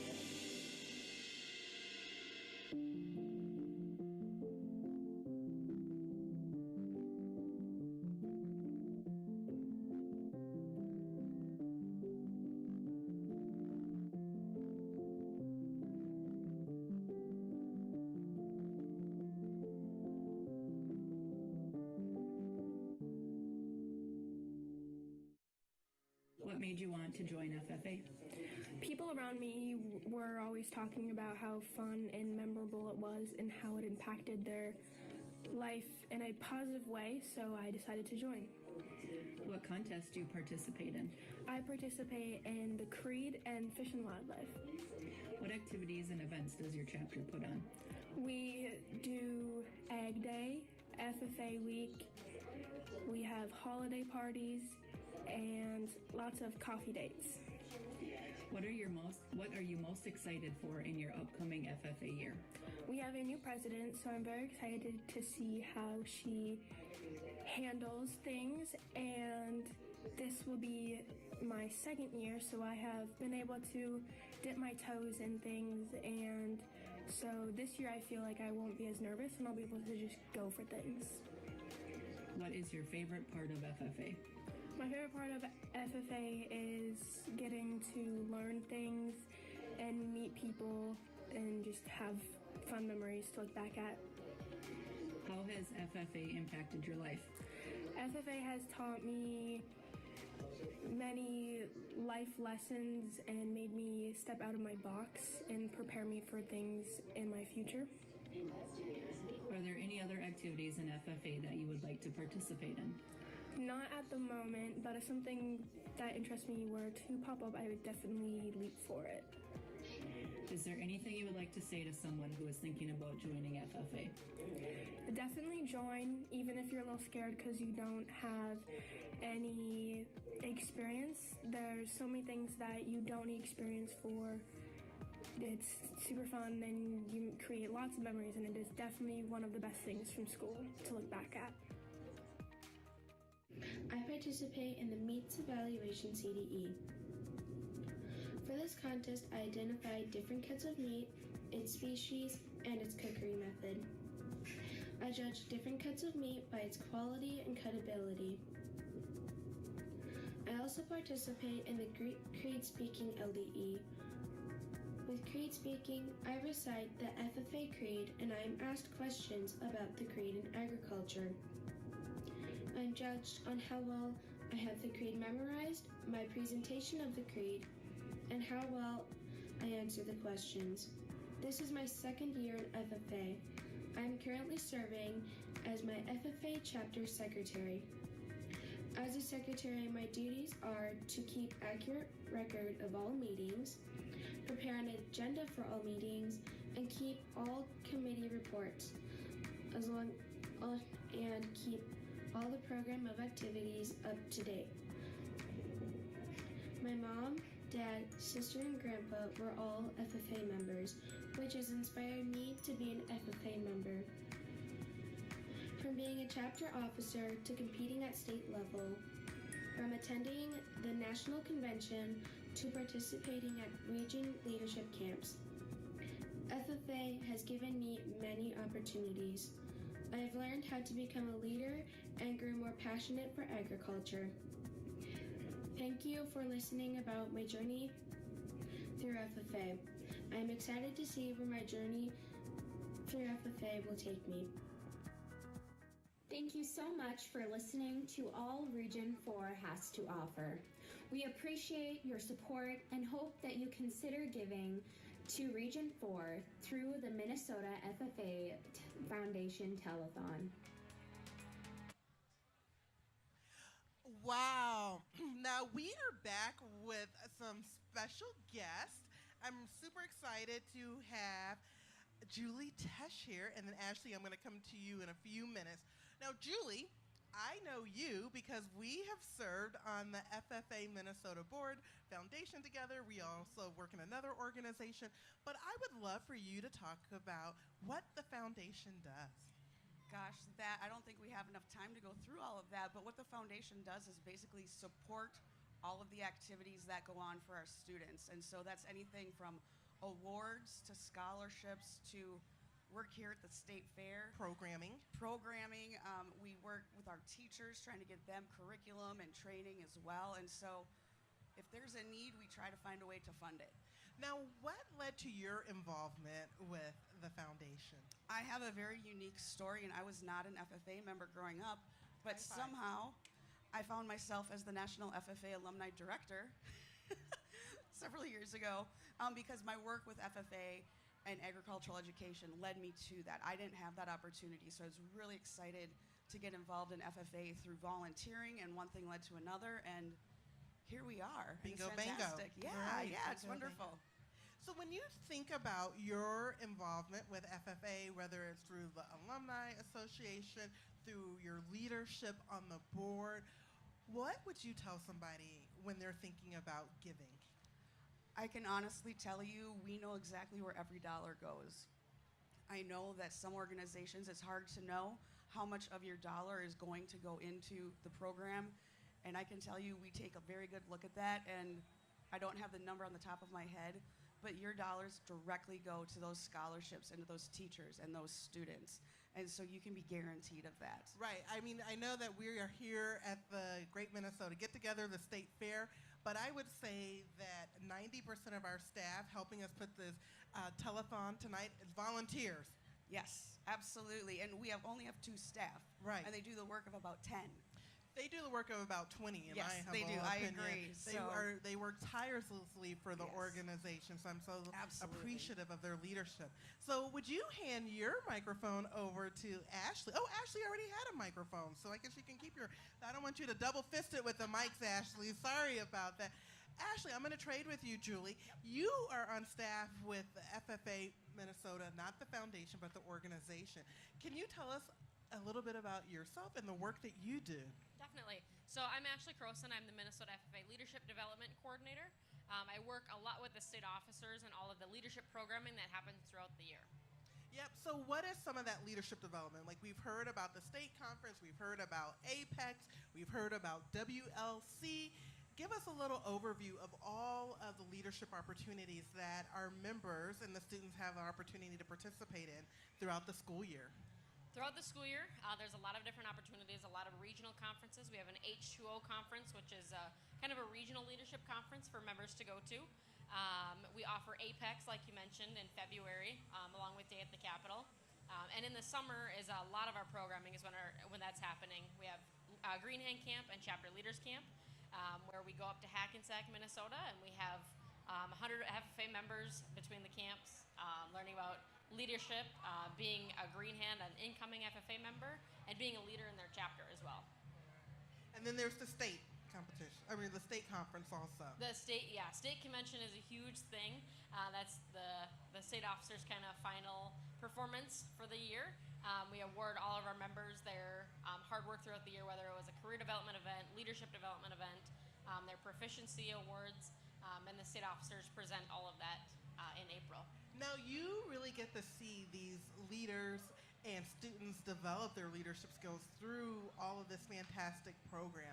What would you say the impact is on the students' lives? It's amazing to see a 7th grade member to the time that they're a senior, the growth that they have through FFA, and just the people that they become. They get out of their comfort zone, they learn about themselves, and they become great leaders, whether they're a chapter member or a state officer or even become a national officer. So they're really honing those interpersonal skills. They definitely are. Yeah. And I'm going to pose the last question that I posed Julie. What would you say to one of our audience members or one of our viewers tonight on why they should give? They should give to FFA because it is such a diverse organization. There's a spot for everyone in FFA. We have chapters here in the Twin Cities area. We have chapters in rural Minnesota. So it's an opportunity for every student to be involved in FFA, and there's something for everybody. And you don't have to grow up on a farm to participate. You do not have to grow up on a farm to participate.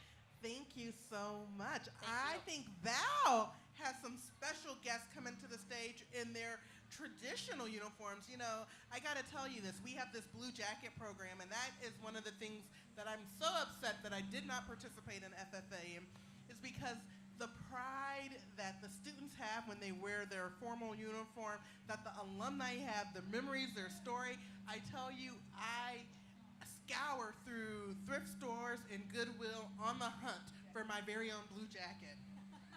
It's a pretty significant piece of an FFA member's experience is to wear that blue corduroy jacket. First, I want to say, ladies, thank you so much for providing leadership to guide not only the FFA Foundation, Julie, but the association as well, Ashley. You've come with two different experiences, one having been watching FFA a little bit from not being able to have it in your school to having it in your home. And your mother served as the executive secretary for the Wisconsin FFA Association. You grew up with it. So it's fun to kind of showcase the two of you. But yes, we do have some special guests. Thank you, ladies, so much. Let's welcome some regional officers on stage. These young leaders are from Region 4, and they are wearing their official FFA dress, and we've not had everybody in official dress today because it is a hotter day. Blue corduroy is stunning, but it also is warm. So with that, I would like you all to introduce yourself, your name, your title, as well as where you're from.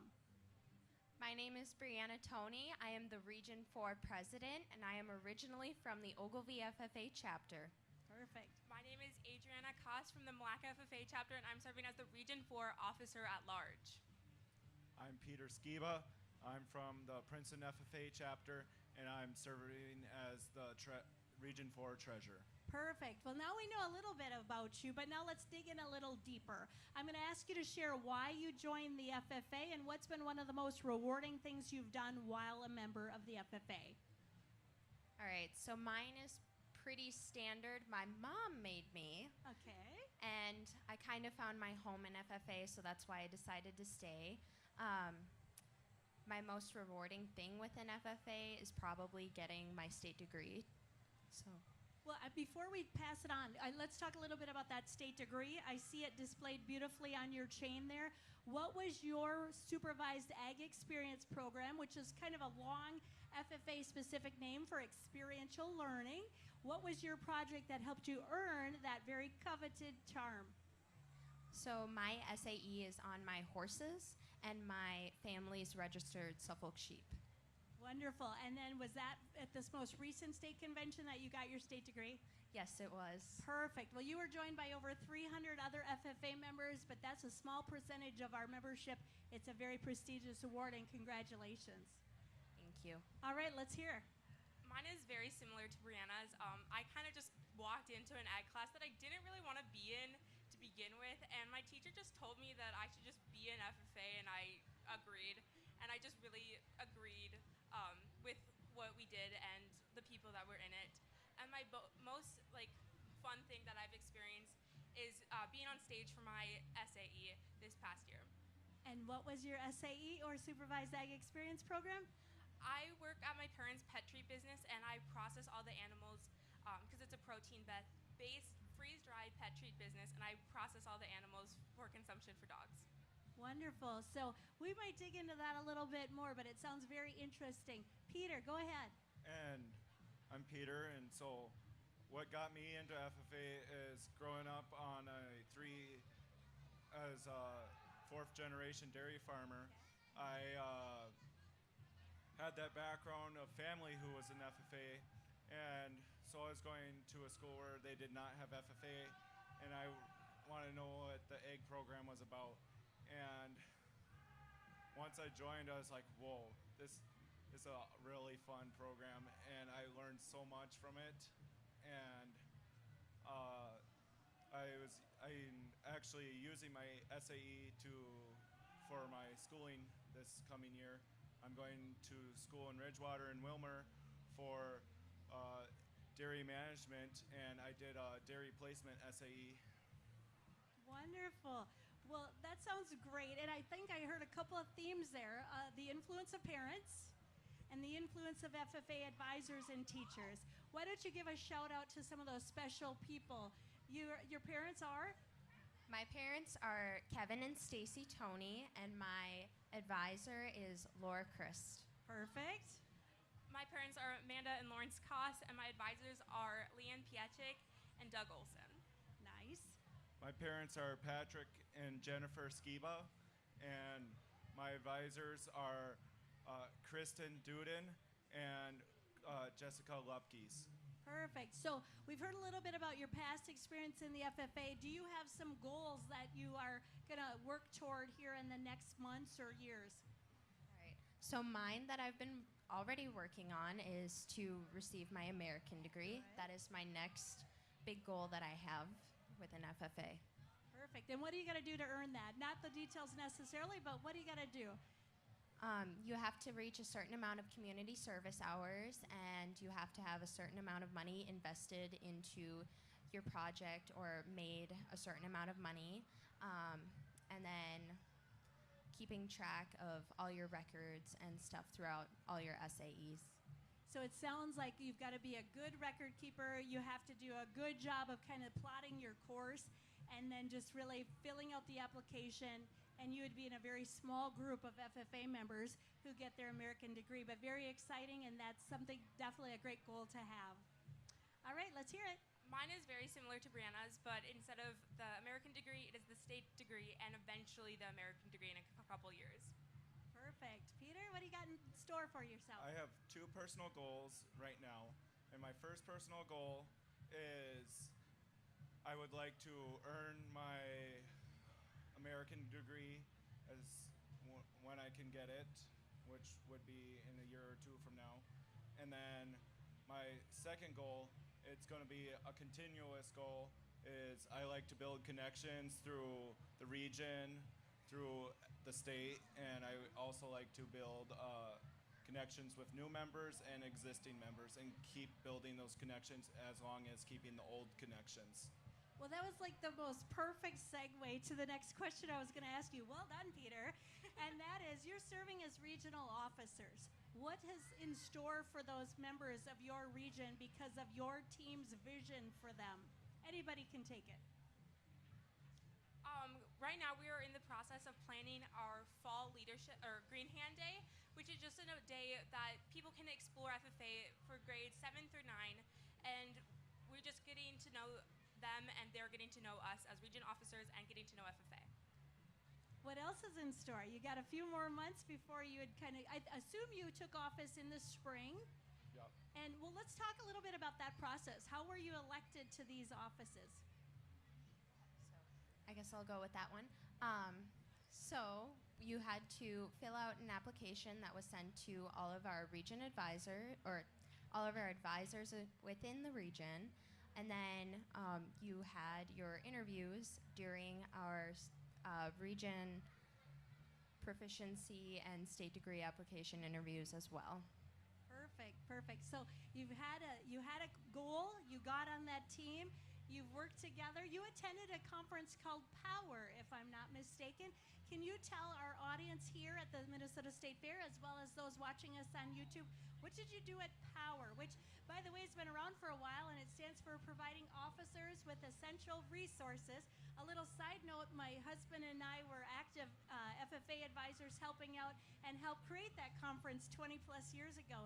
So we're glad that it's still doing great things. But what did that Power conference look like for you?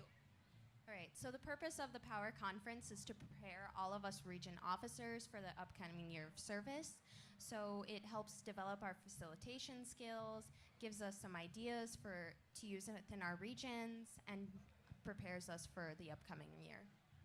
So now that we're here, that's been fun to hear a little bit about your background, but we're here at the Minnesota State Fair. So first I got to ask you, have you gone around the fairgrounds? And if so, what foods have you eaten today or in the days previously? All right, so my sister and I are here showing sheep. Okay.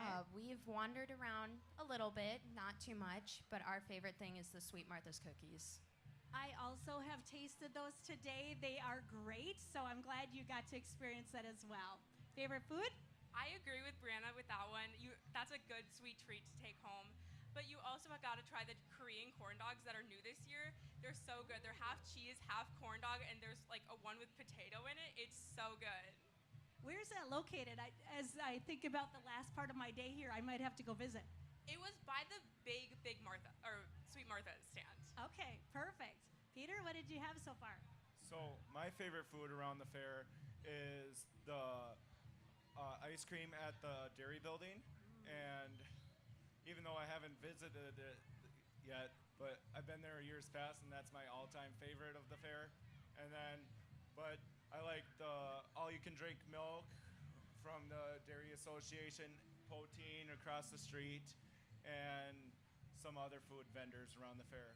Wonderful. Well, thank you so much for joining us. You've made me hungry. Jasmine, we're going to have to venture off and get some goodies. Oh, my God, Val, I hope I don't have any rice crumbs on my face because I was chowing down on some of the delicious paella in the booth next to us. I think they're a new food for this year. It's really good. Well, thank you to our guests today. Thank you for your leadership serving members of your region. Again, that's been great to visit, and we hope that our audience today will see what's happening in FFA programs across the state. Young leaders developing the skills they need to be successful. Val, I'm going to ask them if they'll twirl around and show us the back of their corduroy blue jackets. And see, perfect. I love that it has the seal, it says state, and then their region. Yeah. Perfect. Or last name. Yeah, I'm glad you did that. The FFA jacket's pretty special, and so it tells you where you're from, your state. This would be the city that you're from if you weren't an officer at this level. I'm going to have her turn back. Here's her name, of course, and that's a great testament that you represent many people, yourself and others, when wearing the jacket. Well, do you see Coming and going. Do you see what I'm seeing, Jasmine? Thank you. All right. It's time to move. We're headed over to Region 5. Thank you. Thank you so much. Thank you. Thank you for having us.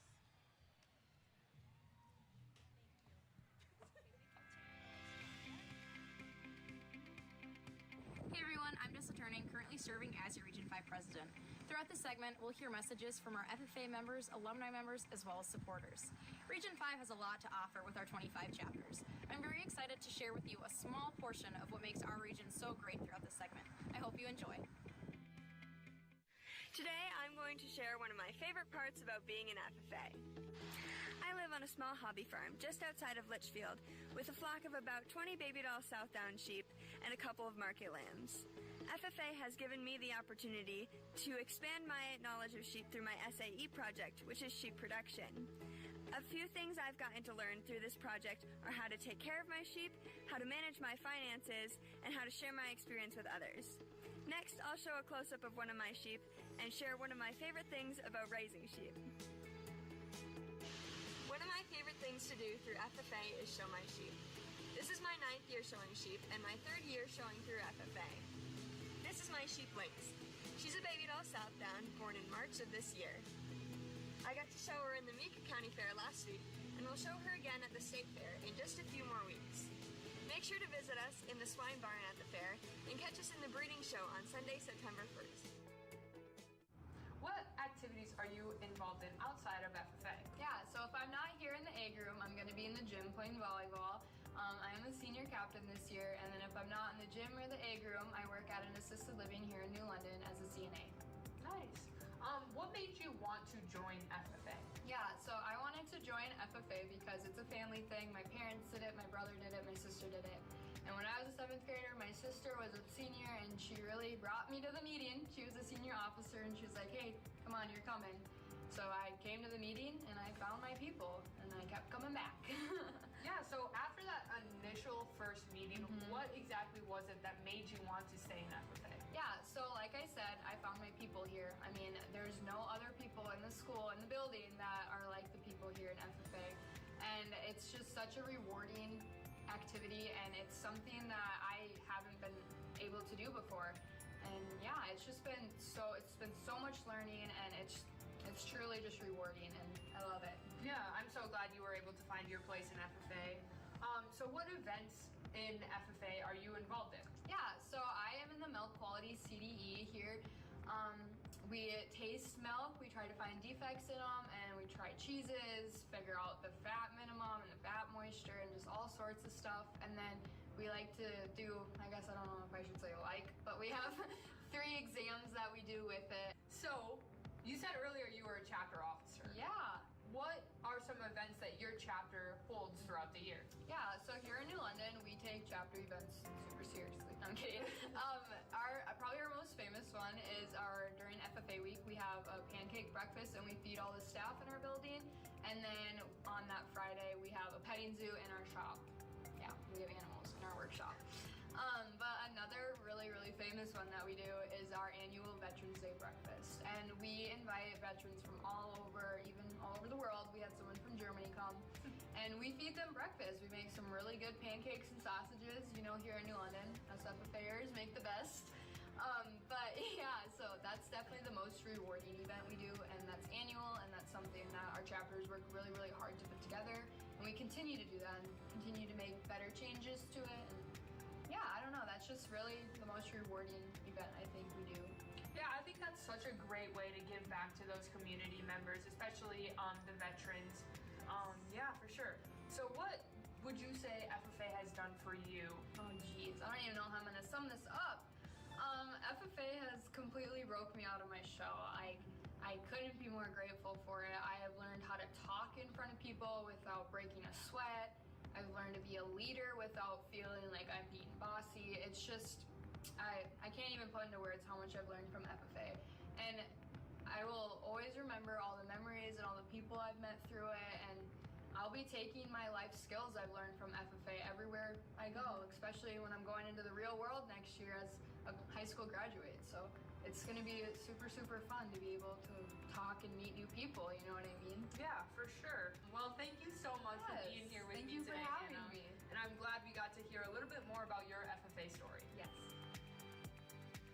Today I get the amazing opportunity to share with you guys my FFA story and who got me here, how I got here, how I have learned, and all those amazing little things. So, in my 7th grade year, I was so excited to get into high school to see all the amazing different opportunities that there were. And I remember walking past the FFA table and I was interested, but I wasn't sure. None of my friends were doing it. No one I knew was doing it. And it was just something I was kind of uncomfortable about. So I signed up for poultry. Nothing happened. I didn't do anything, things like that. And that just kind of went on as is until I was in my track season and the chapter president and region advisor were actually part of the track team and encouraged me to go to the kickoff meeting that next year, and I did. I went and I saw all the little opportunities that there were, all the things that I could do, all stuff like that, and it was amazing. I saw what they were doing, how they were doing it, who they were doing it with, and I was intrigued. I was excited, and I just joined a CDE team. I joined nursery and landscape, and I was so excited. I joined a team with 3 seniors, which was something that was kind of intimidating, but it was fun. It was relaxed. I knew that they knew what they were doing, and I kind of just was there. But after they graduated, I had that role to fill, that first leadership role, and that role is honestly the beginning of a lot.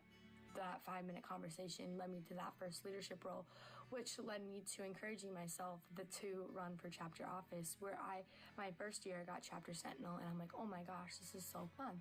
And I decided, since I'm serving as a chapter officer, why don't I just go to LTC? This would be something fun to encourage my leadership skills to move forward and to just grow. And I did, and I was so excited. And I saw the region officers, and I'm like, oh my gosh, they're doing some amazing things. And I'm like, I want to be that one day. Little did I know that one day. It was a few weeks later when I was applying for region office because of that 5-minute conversation that I had with 2 people. FFA has truly impacted my life for nothing but the better, and I'm so thankful for that 5-minute conversation that someone was able to have with me. Knowing that I probably had that 5-minute conversation with other people, knowing that I can impact people's lives because someone took time out of their day to grow my life into being a better person. FFA is something that has grown me not only as a leader, but as a person. I've learned personal skills like organization, talking skills, eye contact, which is something I'm still working on. I've learned so many skills, and I'm forever thankful for those 2 people that saw something in me and saw something in other people in our chapter to be able to take that step out of their boundaries and have a conversation with me to be able to grow me as a leader. And that is something I'll forever be thankful for. Hey everybody, today is a very exciting day. I just got a notification that I got something in the mail from the DMV. I think I know what it is, but let's go check it out.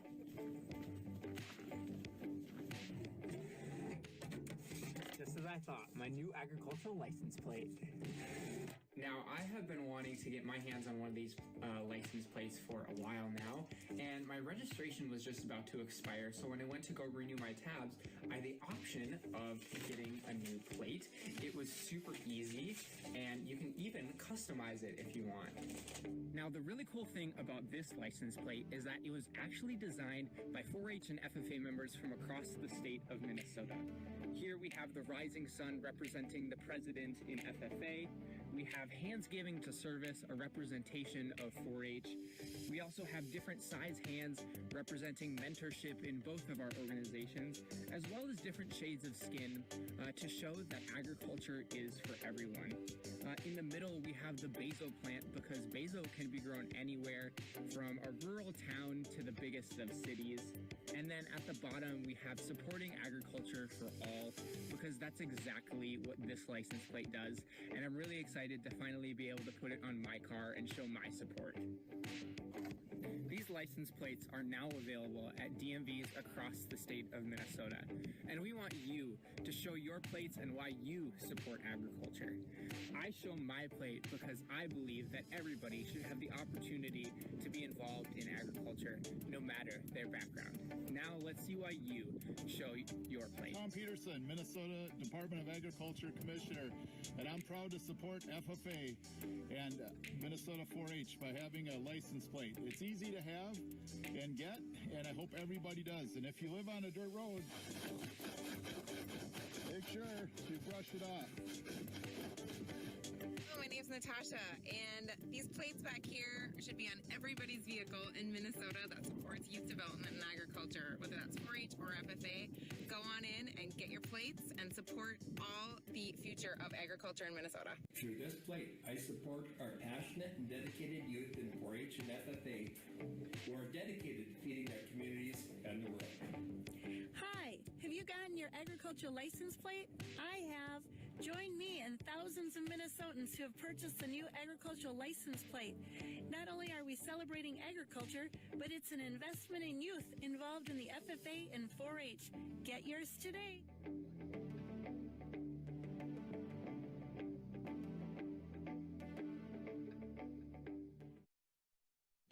I just want to talk about this really, really cool event that Region 5 does. It is called Leading Through the Challenge, also known as LTC. This is one of Region 5's biggest events where we have 70-ish members attend.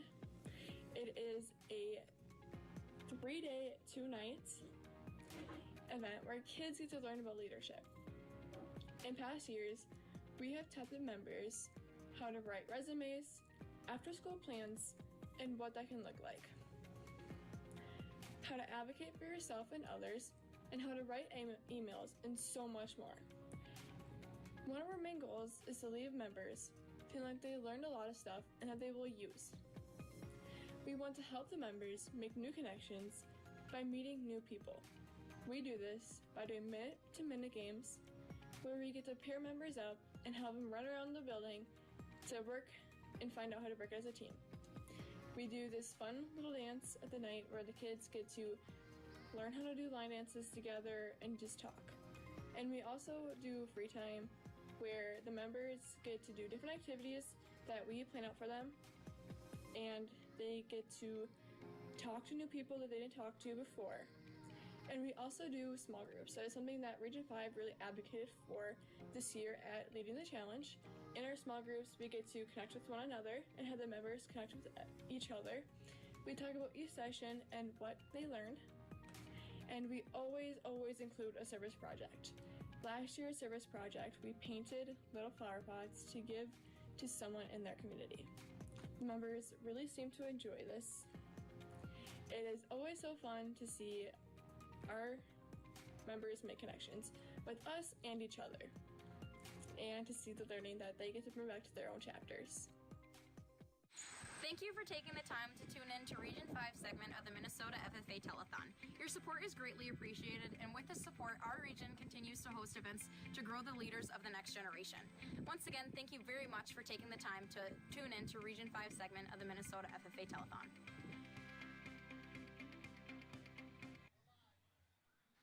Welcome back.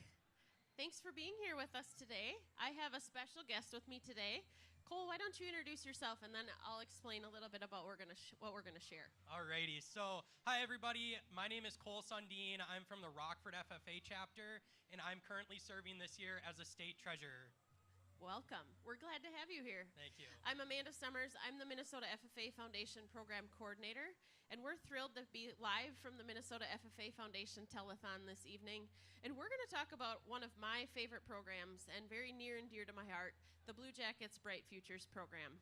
What's the fun fact, Cole? Did you get a jacket from the program? I sure did, and I would love to tell my story. So I first joined FFA back in middle school in 7th grade, and my FFA advisor, Miss Gregory, she's like, Cole, I think you should apply to receive your very own FFA jacket. And so I said, might as well. I can get a jacket out of this with my own personalized name on it. That would be pretty sweet. And so I filled out the application, and later on within the winter, I learned that I was a recipient of a blue jacket, and I was beyond thrilled. My FFA advisor suggested that I get a couple sizes bigger up than what I actually needed, and so that blue jacket that I got in 7th grade still fits me to this day. What a great suggestion, right? And how special to wear that jacket. What did it feel like that very first time you zipped up your jacket? Oh my gosh, well, so for all y'all that don't know, when you don't have your own jacket, the school normally supplies you with a jacket and it doesn't have your name on it. Now, when you get your own very special jacket, it includes your name on it, and boy, when I zipped it up for the first time, I just felt overwhelmed because I got my own jacket to wear to state convention or to different CDEs or LDEs, and so it's just a very special moment when I first zipped that gold zipper up. Absolutely. One of the things I really like to share about the program is, to me, that's giving you the gift of a lifetime, right? The opportunities and the leadership skills, all of those things that it has given you for life. It's really shaped what your future may look like. Yeah, for sure. The jacket is definitely a symbol to all students within FFA, and I think everyone always wishes to achieve to wear that blue jacket, whether that's at state convention or different career development events or leadership development events within their region. And so just having your own personalized jacket through the Blue Jackets Bright Future Foundation, where we can get these jackets to our students, is just a wonderful experience for them to do. And I think, how long has the program been running? Is it 18 years now? 18 years is correct, and we have sponsored almost 5,000 jackets throughout the course of the program. That's awesome. But we can't do that alone, right? We have so many wonderful sponsors to thank for that. That's business and industry partners have sponsored, individuals have sponsored. It's so tangible, and I think that's why it's really easy for individuals to sponsor. For $90, you can sponsor a jacket through the program for a student like Cole to wear and really give him the gift of a lifetime. And you can learn more on our website, MinnesotaFFAFoundation.org. It shares all about the program. But we are just thrilled that you've been a recipient of it, and look at where it's gotten you, right? You are now the state FFA treasurer because of that jacket. Wonderful. Any suggestions or excitement that you want to share with the audience about how they can get involved in the program? Well, I believe applications are due sometime mid-October, is that correct? Yeah, October 1st. Applications will be live here as soon as the students go back to school. Some are back to school already this week. It's crazy. But they will be live, and we're also accepting sponsorships as well. So for $90, you can sponsor a jacket through the program. And not only does the FFA member receive a jacket, they also receive a scarf or a tie, and so that is also in that $90 donation as well. Absolutely. And we pair the sponsors with the students. So when you're awarded your jacket, you knew who your sponsor was, and they send out a personalized thank you as well to that sponsor, which some we have heard have kept in touch with those sponsors and have see them now and again at events or what that looks like. And how neat and rewarding to know that you really impacted that FFA member's future career. Yeah, especially I remember my sponsor, and I remember Miss Gregory making me put on my jacket in the agriculture classroom and snapping a couple pictures to get that picture sent out to my sponsor. And I know he was super appreciative of that and the thank you letter that I also sent him as well. Absolutely, very impactful. Well, thank you, Cole, for being with us. Congratulations on earning that jacket and where it's brought you, and we're very thankful for all you do for FFA. Thank you very much. You're welcome. Our next guest. Wow. Well, Amanda, thank you so much for visiting with Cole and talking about the Blue Jacket Bright Futures program. I think anybody who wears a blue jacket has got a bright future ahead of them. One of the special people that we have with tonight is no stranger to the FFA and the leadership that it provides. Mariana Eden has been a state FFA officer, but now you're preparing for something else. Will you tell us? I am. I am the Minnesota National Officer candidate. I am super, super excited to be able to represent Minnesota at the national level. Well, we've got cheers here, and very appropriate. We loved working with you this last year, and we know you are a great candidate to represent Minnesota, so we're excited about that. Let's talk a little bit about the preparation to be our candidate, and then also what it looks like when you get to National FFA Convention. In fact, you will go early because you'll have days of interviews. And I say that because a lot of us, we apply for jobs, we do an interview for an hour or two, maybe a few more, and then we either get the job or we don't. You have gone through interviews that have lasted 4 days. So walk us through it. Yeah, so I had to submit an application online. It was an essay that was about what I want to accomplish as a national officer. So I really loved that because it was a time for me to show how much I want to serve the FFA and to talk about all the things that people have done for me and invested in me and how I want to pay that forward. It was also a lot of figuring out what's my local media, what are my past experiences. I had to attach a resume. And then right now I'm just working on lining up practices. So I really want to just practice interviewing, get with new people, sit down and have conversations, and really just reflect on my FFA journey, think about how it's shaped me, what I want to do in the future. I do go to National Convention early. I think the Friday before it starts is when I go down there. It's days of interviews. It's a long time, but I'm super excited to meet all of the other national officer candidates, and I know it's going to be just the best experience. Well, let's talk a little bit. We were talking a little bit before we got on stage here about giving back to the Minnesota FFA Foundation. And we talked a little bit about the investment that is made in students like yourself. I also have to give a shout out to your family. You've been donors to the Minnesota FFA Foundation. And that's a message we'd like people to understand as well. Can you reflect a little bit about why your family has already given to the Minnesota FFA Foundation? Yeah, my mom actually just donated to the foundation not too long ago, about an hour ago. She really sees the value that FFA has. I was an entirely different person before I joined FFA. It gave me so many leadership skills, public speaking. It really helped me find who I am. I am so grateful for the amount of people that have invested in me. I would never be the person that I am or have gotten as far as I am without the FFA Foundation believing in me full force all the time. And my family really sees how important that is, and we would love to be able to support other FFA members to do that. Well, Amanda, we have some FFA members, maybe future FFA members, region officers in the audience. What advice could you give them if they would like to be in your position? What got you here? What words of wisdom can you share with them? Oh, there's so many. That's such a big question. I would really say to just believe in yourself and to find the people around you who believe in you and understand that everybody wants to support you. You can do everything in the world. We are cheering you on forever, and chase your dreams as far as they'll take you.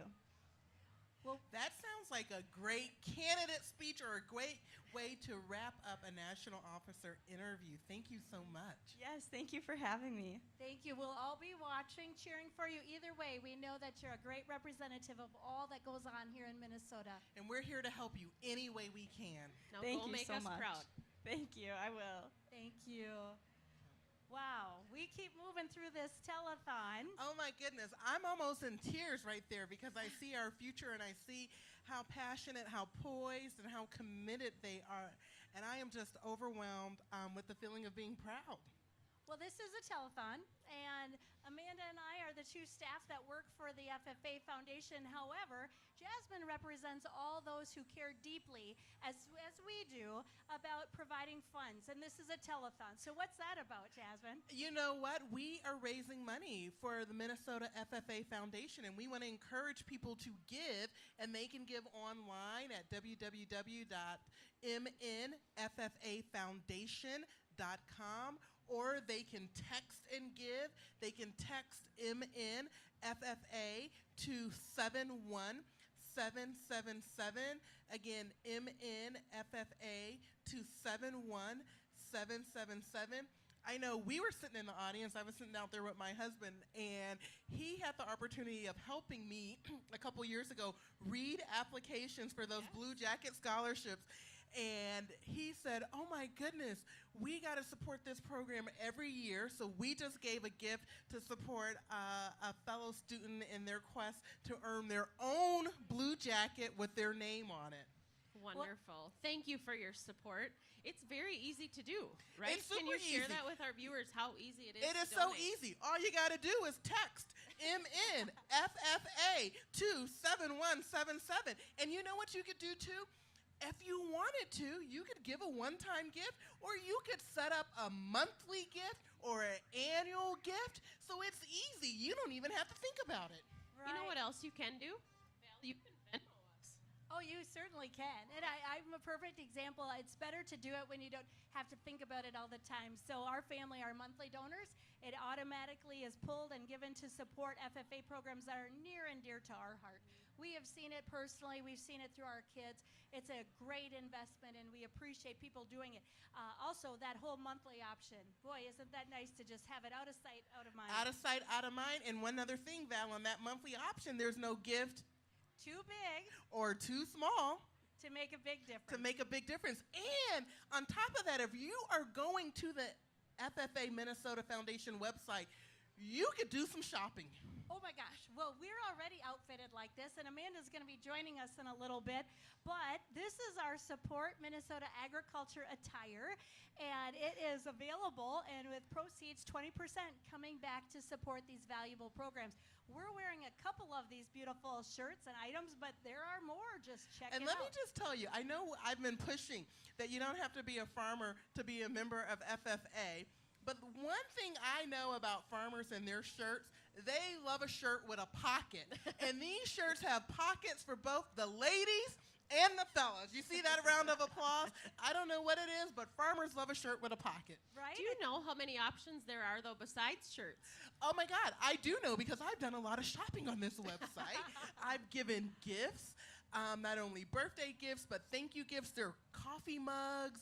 They're amazing caps. Trucker caps, they're stickers. If you're like me or the kids, I try to stay young by doing this, and I put the stickers on my computer. So if you're trying to channel your inner young person and you want to put some stickers on your computer so you look like you're hip, you can get some stickers on that website. And what else can you get, Amanda?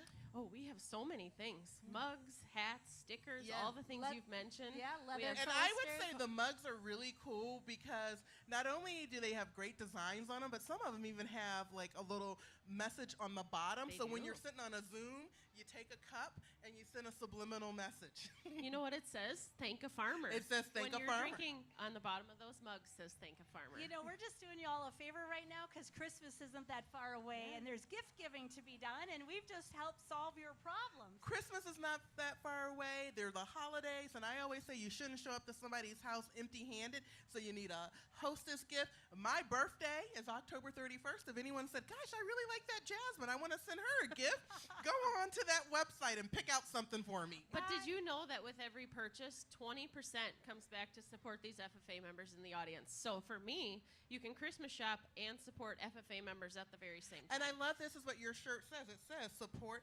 Minnesota agriculture. And turn around, Val. I'm gonna read yours, and then you read mine for those. So it's our great state.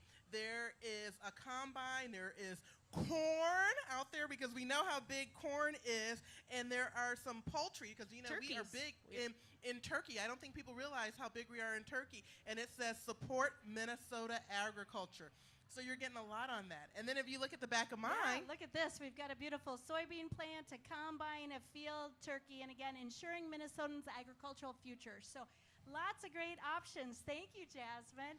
So you can find that at supportminnesotaag.com. You can also go to our website, mnffafoundation.org, and you can shop all over. There are so many shirts. They add new products periodically.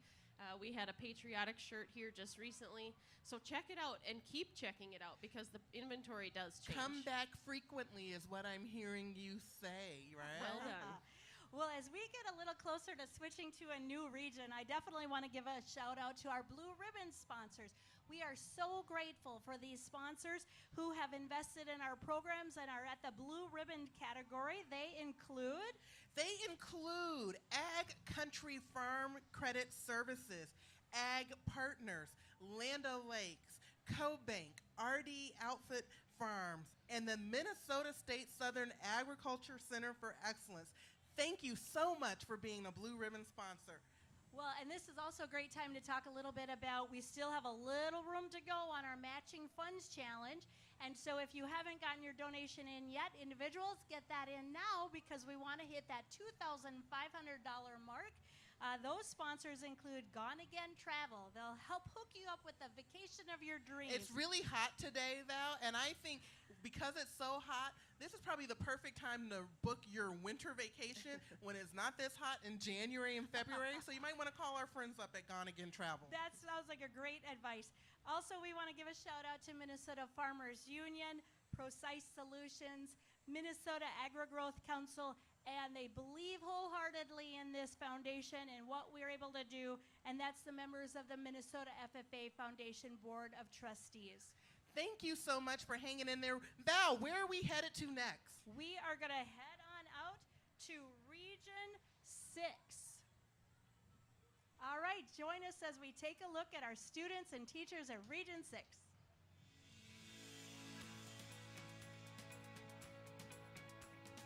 Hi, I'm Keely Runge from the St. James FFA chapter. serving as this year's Region 6 FFA President. In our segment of the Minnesota FFA Foundation Telethon, you will hear from some amazing members, advisors, and alumni supporter groups, all sharing their unique FFA journey and intense passion for this wonderful organization. On behalf of all Region 6 members, I would like to say thank you to the Minnesota FFA Foundation for putting on this wonderful event and supporting all Minnesota FFA members in their unique FFA journeys. Without further delay, let's hear from our Region 6 representatives. My story would probably have to start 8th grade year. It was the third quarter, and one of my classes required me to compete in Division 2 of the Agri-Science Fair. Even though I didn't place, I fell in love with the competition. 9th grade, I competed in Division 3, once again, not placing. Last year, I again competed in Division 3, this time winning state. Competing in the Agri-Science Fair gave me the opportunity to compete in a proficiency. For my first time competing, I was ecstatic to find out that I won regions and state. I'm now awaiting my national convention results for both Agri-Science Fair and my proficiency. I really started becoming involved in FFA in my freshman year. I became the junior vice president, which gave me the opportunity to learn what it would be like to be a chapter officer. Last year, I was the chapter reporter, and this year, on a team of 13 other incredible individuals, I'm serving as the chapter first vice president. I'm so excited to see where the year takes me, and I'm so happy I was introduced to the world of agriculture, because now all I want to do is become more involved in FFA and someday in the future become an ag teacher myself. FFA is important to us because I myself was an FFA in high school. I was not, but all three of our children are. And FFA has given them wonderful talents and abilities that they can share with people for the rest of their lives. FFA has allowed them to be able to be better public speakers, allowed them to handle themselves in group settings, and to be good leaders in FFA as well as every other organization that they're a part of. And because of that, we wanted to help our FFA organization, and we went to our St. James FFA advisor and asked her how we can help. And she said she wanted help by starting an alumni and supporters group.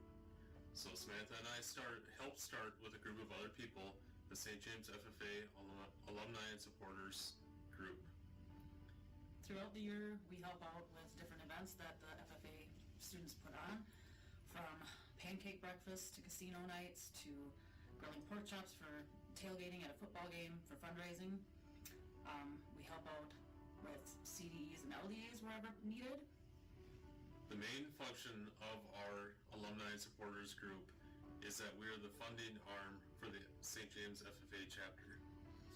All the money that is raised comes into the FFA Alumni and Supporters fund, and then we in turn help pay for bills.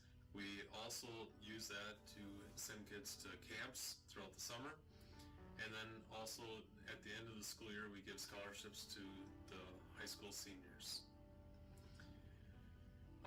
One of the main functions about being an FFA Alumni Supporter Group is that you don't have to be or had to have been an FFA in high school.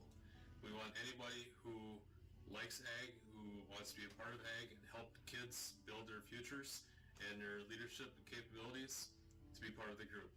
So in our group of alumni supporters, we have probably 50 members, and of them 50 members, probably only 25 of them were FFA members in high school. So that was our main push, is that we wanted to include everybody that had an interest in FFA and an interest in ag and helping kids. And I think that pretty much covers it, right? Yes, if you're wondering how you can help your chapter, go talk to your advisor, or if you have an alumni group, join it. You're missing out. Why did you decide to join FFA or the Floriculture CDE as itself? So going into 7th grade, I didn't really know what FFA was or anything. And then my brother just switched over to floriculture, and I thought that flowers were really pretty, so I did it too. My story is similar to hers. My brother also joined the floriculture team that year, and I decided to go along as well. I just got roped into it by these two. So I was doing a different CD, but it just wasn't for me, so I decided to try something different, and it was a really fun group to be with because I kind of knew all of them, so I kind of joined with them. yes, all right. What is one way FFA or the Floriculture CDE has impacted your high school life or career? I think it's made me reach out to more people and just see different people all come together all to like work with flowers, and I think that's really cool. And it's made me like want to go on walks outside because now I know what the flowers and the pots are and all that kind of stuff. The way it's impacted my life is it's made me more busy, which is okay, I guess, but it's a lot of work, but it's fun to be with them as well. Yeah, it's helped me get to know my teammates more and then just like grow as a person with communication. I've gotten to know a lot more people in our chapter, just from the state all over, and I'm excited to go to nationals because I get to meet even more people. Alright, how has practices been for you guys? Is it like really difficult or is it really easy? Do you guys put in a lot of time? For the school, we try and meet during low green times and do different things, and then we'll also usually do towards the end of the season a couple after school practices.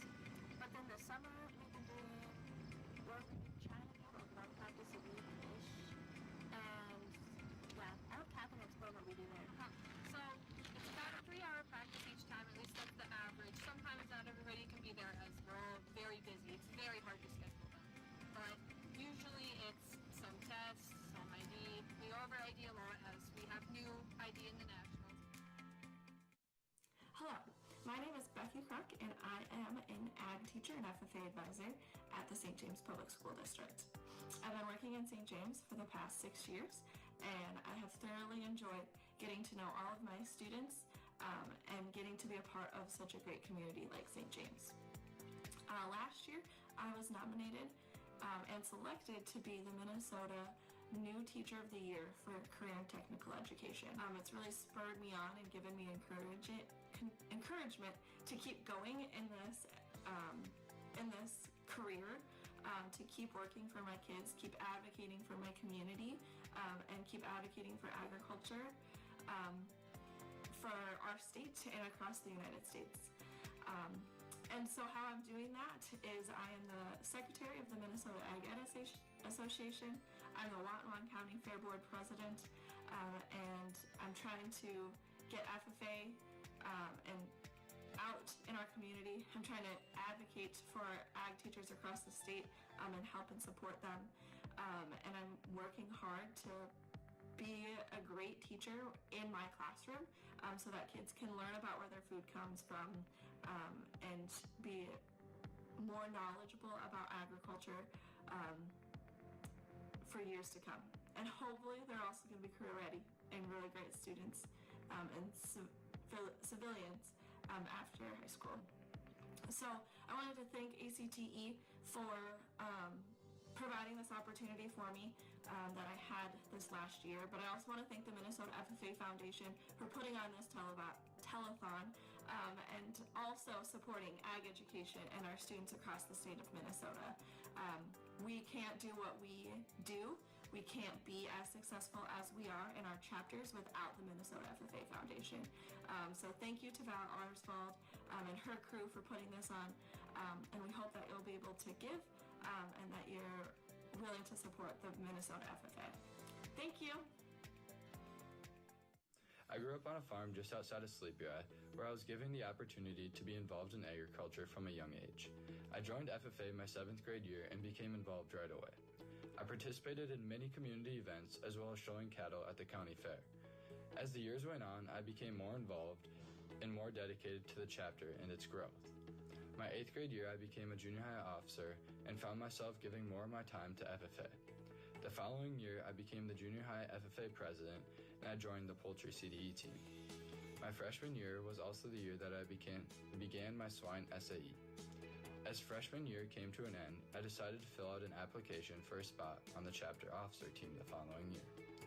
I interviewed and became the chapter sentinel. As a chapter officer, my duties rose again. I became very involved in the chapter, partaking in most chapter events. Spring of sophomore year rolled around, and it was time to go to state convention and compete for the poultry CDE team. I was blessed to get second place behind my teammate, while also getting first place as a team and winning a trip to national convention. This year, I once again interviewed for a chapter officer position and became the chapter treasurer. Junior year started, and before I knew it, it was time to go to national convention. My team and I competed, and the following day went on stage to get our results. As a team, we finished as silver team, but individually, my teammate got 12th place, and I received 10th. I got the super cool opportunity to go up on the big stage the following day in front of everyone to receive my award. At the end of junior year, I once again applied to be a chapter officer and got to be the chapter vice president. Senior year came with many responsibilities, but much fun and many awards. Senior year, I competed with my SAE in the proficiency competition and won a trip to state while also winning a trip on my new CDE team, Soils. I also filled out the paperwork and competed for the Star Farmer at both the region level and the state level. State convention my senior year ended up being very busy for me, having multiple interviews and competing in the Soils competition. My team and I finished top 3 in Soils. I got top 3 in my proficiency, and our chapter received the Premier Chapter Award. After those awards, I went back on stage to hear the results for the Minnesota Star Farmer Award. I was very honored and excited to hear my name called as the 2024 Minnesota State Star Farmer. Many hours went into the swine project as well as the volunteering needed for the award, and I had the joy of learning so many new things and meeting many new people. I was then asked if I would interview on stage the following morning and talk about my project and what I learned from it. It was a great experience and something I will never forget. Overall, my experience in FFA has taught me so many things and given me so many opportunities that have shaped me to become who I am today. Thank you for joining us and hearing about just a few of the amazing FFA journeys in Region 6. We appreciate all of your support and hope you consider donating to the Minnesota FFA Foundation Telethon. Every dollar raised will have an impact on our members and their own unique FFA journeys throughout the great state of Minnesota. Well, what a nice opportunity to hear from members from Region 6. I've got a very talented lady with me on stage, and we've been talking a little bit, but we want to highlight a little bit about the family aspect of the FFA, and that leads right into Lawrence Duell. Would you tell us your connection to the FFA, both growing up and now the office that you hold? Yeah, so my grandpa was in the state FFA choir a lot of years ago. I don't even know how many that is. I don't think he wants me to share that. But then my dad was super involved in FFA, and when I was in 7th grade and could join, he told me, you should go for it. And I said, okay, sure, and may have ignored some of his advice. I was a little bit scared. But then in 8th grade, my friends convinced me to join the parliamentary procedure team with them, and I had a lot of fun just hanging out with them, missing a little bit of school, learning how to speak up for myself. And from there, my advisor pushed me, you should be a chapter officer, you should be a region officer, you should apply for state office. And I said, what's the harm? Can't hurt. Now I'm here. And here means you are serving as state FFA president. All right. What an impressive opportunity and role that you have. As the state president, what have you been doing since you were elected back in April? We have been very, very busy. I don't think I've been home hardly at all. We've had a bunch of leadership camps this summer for all of our members. We've been visiting with a lot of our sponsors, working on some of our upcoming chapter visit curriculum, just all sorts of fun things. Well, I referenced back in April our state convention, and there's been a lot of change happening.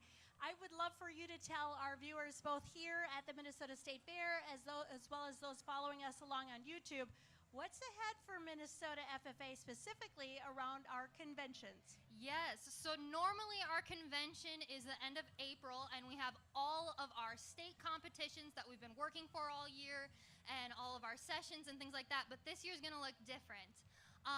Being that there's some construction happening here on the state fairgrounds, we can't have our competitions here. So we are having all of our leadership development events. Those will be held in December, on December 9th and 10th in St. Cloud. It will be our state leadership conference with those leadership competitions and a bunch of leadership workshops for all of our members. And then the rest of convention will be held like normal at the end of April. Well, it's an exciting time, and it comes with changes, but we're committed as an organization to give opportunities to students. And so if that means for a year or two, or we'll see what happens, we kind of pull things apart, we are still going to deliver. You use the leadership development event term and the career development event term. Can you share with our listeners what that really means? Yes, so leadership development events and career development events are two different categories of the competitions we have in FFA. So all of our career development events are things like dairy cattle judging and our just all of those kind of animal, typical ag things. They get you ready for your career in agriculture. The leadership development events are what every leader needs. Public speaking skills especially. I competed on the parliamentary procedure team, which how to hold a formal meeting, which has come in very helpful this year. And things like that are leadership development events. Well, I think that's really neat when we talk about leadership development events. Sometimes people call them soft skills. I think they're really employable skills. And so it's developing that ability to work with a team, to speak your opinion, to listen to others, to talk about something you believe in. One of the things we have FFA members do early on is their FFA creed. Did you learn the creed? I didn't learn the creed. Well, I did later, but not as a ninth grader. Right? And whenever you get a chance, take a look at that creed, because it truly talks about what a person believes.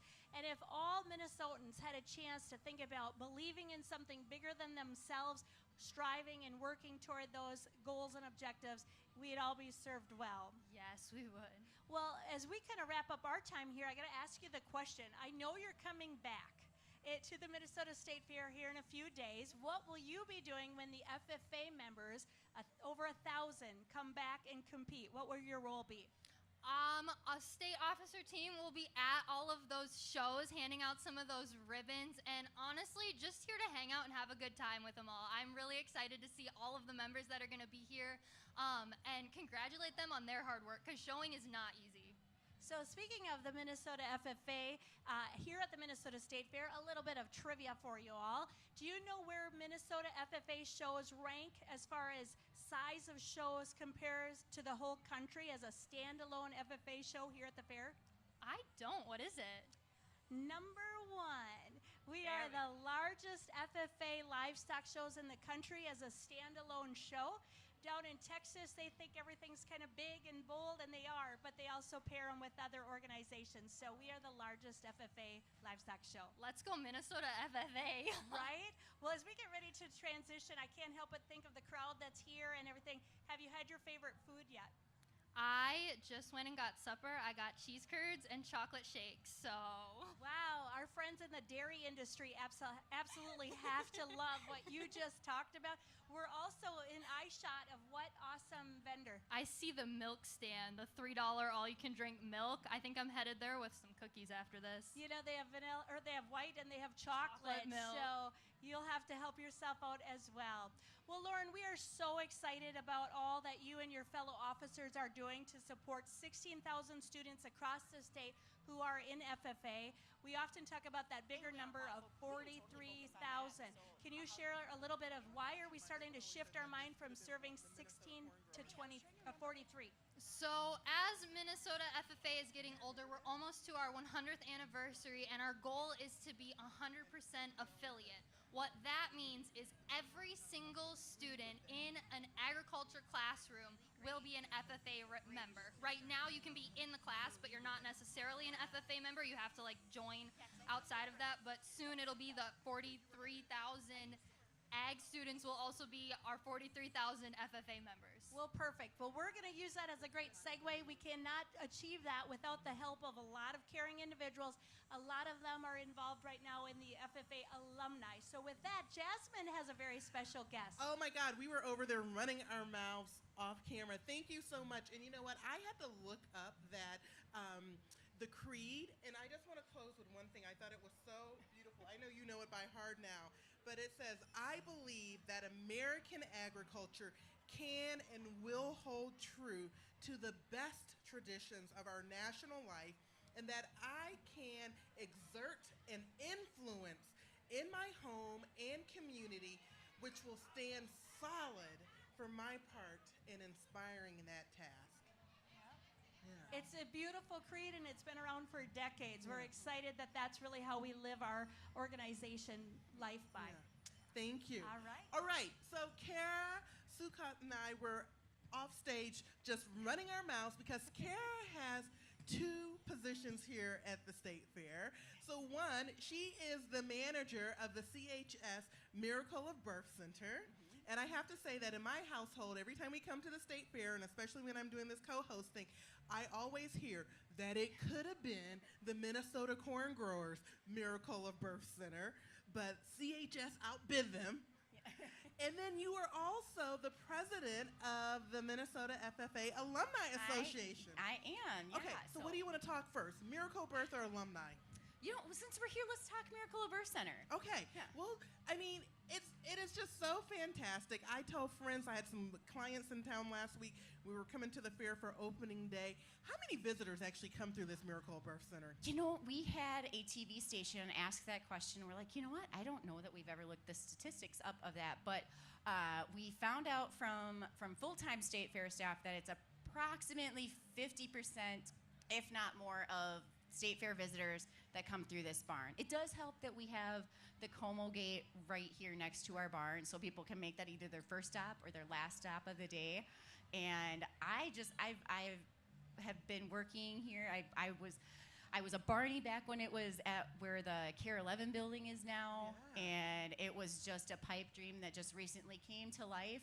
So I was in these FFA member shoes when I was an FFA member, and I just get so inspired every time I get to come here and work with these students. So you mentioned this, being an FFA member, working at the barn, working at the Miracle of Birth, before it should have been called the Corn Growers Miracle of Birth Center, but CHS. Did that plant the seed for you wanting to be manager? Oh, that was such a great pun. I love that. Plant the seed, like Minnesota Corn Growers, plant the seed. It did plant the seed. I'm a professional. Yes, that was fantastic. Yeah, it really did. You know, one thing I always tell the FFA members coming in here is, you know, you don't underestimate the connections that you have and the willingness other people have to invest in you. So I credit a lot of that to Jim Erdl, who continued to stay connected throughout the years and decades that I've been involved with FFA. So he's a big reason why I keep coming back and why the rest of the managers keep coming back here too, because we all are just, it's a big family reunion coming back here to work at the fair and getting to meet the next generation of students every year. Okay, you said something very important. You mentioned that when you were working in the barn, and now when you talk to FFA students, you tell them not to underestimate the power of their connections and the network that they're building when they're volunteering here. As president of the FFA Alumni, what advice do you continuously or regularly give the students, these amazing dynamic leaders? Well, one of the things I will say about this group of students coming through FFA programs right now is, I'm like, you know more than you think you know. And it's okay to show a little bit of confidence about that, because not a lot of people have that experience. We've been come into contact with students here that have started their own sweet corn operations, and they're like, oh, you know, I haven't really done that. I was like, you are running your own business. Running Own it, your girl. own business with that sweet corn stand. Don't ever underestimate that. Yeah, so I'm like, you know more than you think you know, but there's also things to be learned. So it's important to have confidence in what you know, but always find a mentor that's willing to feed into you. That's how you're going to grow. And that's how you're going to secure that belief in the future of agriculture that you were just talking about in the creed. I love that. You know more than you think you know, but you don't know everything. So get a mentor to help you along the way. I really think that's amazing. So I got to do another plug, because we were talking about in our last segment the Support Agriculture merchandise that you can buy on our website for those that are in our live audience or are streaming the telethon today. We did not coordinate this. No, this is totally random. But you also have purchased from Support Minnesota Agriculture. Yes, and first of all, they're very comfortable shirts. I feel like they're very trendy with the style now of like loose loose T-shirts. Yeah. Like was it the relaxed And the fit? looser Yes. jeans, mom Yes. jeans are now the jeans, no longer the skinny Yes, jeans. I'm here for it. I am here for it. Fupa But and all. Yeah. But I love that we can wear shirts like this that still go back to support Minnesota FFA, and like if you have anybody that's getting ready for harvest, like get them one of these T-shirts so they can wear and be proud of what they're harvesting. It'll look great in the combine, and they got a pocket for their Yes, pins. it'll look even better at the elevator. Oh my God, so cool at the elevator. They might start a trend. Now, I want to go back to you being president of the Minnesota FFA Alumni Association. What are some of the things that y'all are working on this year? Yeah, so there are a lot of different ways that we are trying to help connect students and make sure they have opportunities and that no student ever has a financial barrier. So we really enjoy as a unified voice for the alumni being able to talk about in our communities the things that the foundation are doing. So we've just really been so proud and honored to be able to to partner with the foundation. So that's one of the things that we do a lot is ensure that we are always promoting any program that the foundation is putting on. Especially that leadership development that we heard about from Ashley. Yep, all that wonderful absolutely. program. So one of the other things that we found based on surveys from our alumni and supporter members, because you don't have to have been an FFA member to support the Minnesota FFA alumni and supporters. That being said, we have a leadership development training program that's starting up again this September called President Circle. So it is leadership development that's based on 4 pillars of strategic planning, conflict resolution, teamwork, and communications. But anyways, so we build on those 4 pillars, and they have a capstone project that they work on to implement in their communities to help support their local FFA chapters. So that's a big thing we're working on right now. Well, thank you so much for your leadership. I must say that it has been great spending some time with you in person. I always see you on a Zoom box during our board meetings. This has been so much fun. Val, you're going to come and join us. Thank you so All right, much. thanks so much, Val. All that you're doing to guide the alumni and supporters as they face this big task of supporting this kind of student organization, and it's based off of caring adults, and you are certainly one of those, and you have your own rich background in the FFA. Thank you so much. All right, thank you, Val and Jasmine. Well, Jasmine, something that we haven't talked about a lot here, but we don't want to miss it, is that for people who are donating, there's an opportunity to win cool prizes. Fabulous cool prizes. Let's talk a little bit about them for those who are here. OMG, Val. I had to ask you. Okay, can we talk about the quilt first? Oh, this is a beautiful barn quilt, a wooden barn quilt that would look lovely on any outdoor building, made by an agriculture educator, Patrick Pearson.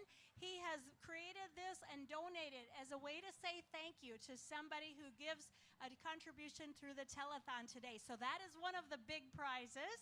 I know somebody that just got a new pool barn that might want this. We better change this slide right quick. Next we have Celebrate Ag and Food Day. This football game, which, what is the trophy of this game called? Is it the Pink Pig? It's Floyd. Floyd. In my previous life, I used to go to that game every single year, and the game is the University of Minnesota Gophers versus the Iowa Hawkeye. I must tell you, if you are not a football person like I am, but you enjoy a great tailgate, this is the game for you. Right. These are kind of coveted tickets. So, that game's going to sell out. It's going to be a battle. I think it's already sold out. It probably is. But we've got some lucky person who donates tonight the 2 tickets to attend that game. And hopefully Floyd will stay here in Minnesota. We saw him up at the University of Minnesota booth earlier. So that beautiful statue's here. Yes. And then 4 tickets to your choice. You get to choose whether you want to go to a men's or women's basketball game at the University of Minnesota. And we know the Gophers are going to be on fire this year, both on the football field and in the basketball arena. Right, and as that next image pops up here, we've got a few other things to highlight.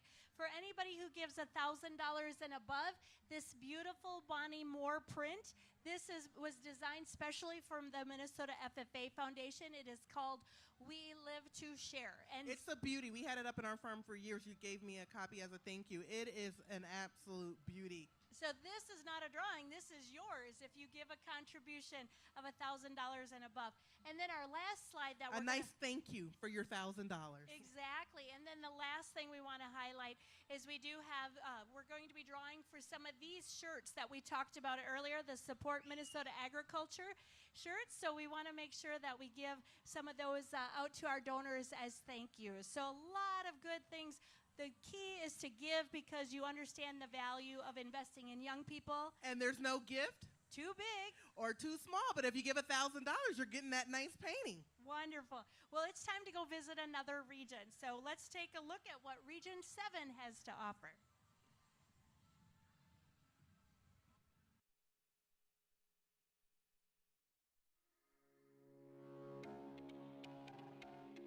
Hi everyone, my name is Haley Chambers and I'm from the Medford FFA chapter, proudly serving as this year's Region 7 president. I'm so excited to showcase what the members of Region 7 have been up to. Let's take a look. It was sort of on a whim that I joined. I had heard about it and I was interested in FFA, but I wasn't actively taking steps to become a member. My brother, he was a member. He was on the forestry team. They were about a month out from their region competition when a teammate dropped from the team and they didn't have a backup. My brother came to me and he was like, Lydia, would you do this? Would you practice with us and then compete at our region competition? I said yes, and I followed through. I did all of that. And it only took me that month to realize how much FFA had for me to learn about. And so that's why I continued to be in FFA, because of how much it could teach me. It's also one of my favorite things about FFA, all the opportunities. And all the opportunities are very diverse too. They're not just like farmer agriculture opportunities. They're leadership opportunities, entrepreneurship opportunities, going and just like seeing things, meeting new people. It's great. FFA has so many opportunities. And as a chapter officer, I've been able to, meet lots of people from other chapters and observe the people in my own chapter. And in my own chapter, we have people who are super involved doing things at the state level. And we also have the people who, they're there, they come to the meetings, but they don't do much. And as a chapter officer, I've been able to see that no matter how involved you are in FFA, it still adds a lot of value into your life. It adds value because it allows FFA members to really learn about how big agriculture is. And agriculture, many people just think like, oh, that's the farmers. But agriculture isn't just the farmers. Agriculture can be the person who gives farmers a voice in politics. It can be the person who educates the next generation. Agriculture can be developing new technologies and methods for farmers in the lab. Like, there is so many.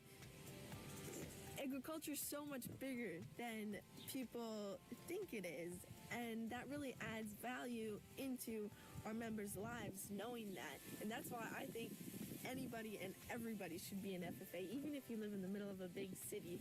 There's so much to learn from it and so many opportunities given. FFA really is a great organization. I've been in FFA for about 2 years now, and FFA has helped me with so many things.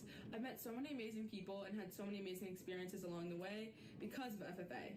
I've learned leadership skills and how to advocate for myself. Something my chapter partakes in every year is the Carver County Fair Pork Burger Stand. This shows us leadership because we have to take the initiative to actually work it and keep it running every year.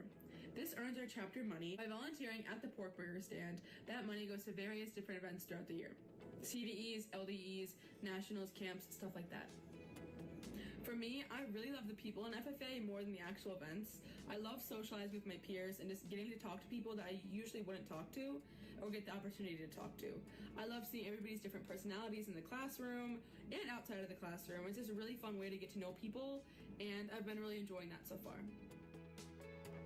This year I participated in livestock judging and creed speaking. I joined FFA because it introduced great leadership opportunities and has taught me many new things that I can use in my everyday life. I would like to thank my FFA advisor, Pat for believing in me and many others in my FFA chapter and throughout my school. I would also like to to thank him for always teaching me new things and believing in me when I didn't believe in myself. I'm part of livestock judging. I joined FFA because it taught me a lot of new things and I want to expand my learning. I want to thank my advisor, Pat Pearson, for everything he does in teaching us new things and always believing in myself and others. The reason that I joined FFA was because one of my friends, Jameson Conley, he was the one who gave me the nudge to join. I was a bit scared at first, but after joining, it was super fun and I loved it. The other reason that I joined was because my dad and my grandpa were in FFA when they were younger. The guy in the blue shirt is my dad, Josh Keck, and he just got done with a competition. The first competition I was in was Pearly. The Pearly competition was super fun, even though we messed up a couple times. But we made so many memories doing it. FFA isn't just about the competitions. It's about making the friends and the memories. From traveling from school to school, there's so many people that we get to meet, and so many new friends that we're gonna make. But in the end, FFA is a ton of different things.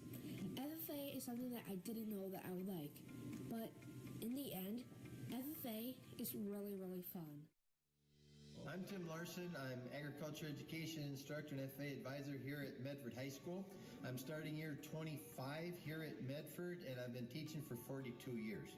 It's very important to be involved with the FFA chapter because it is a fantastic opportunity for students to learn about career readiness and opportunities, not just going off to college, but because of the vast field of skill opportunities that are available.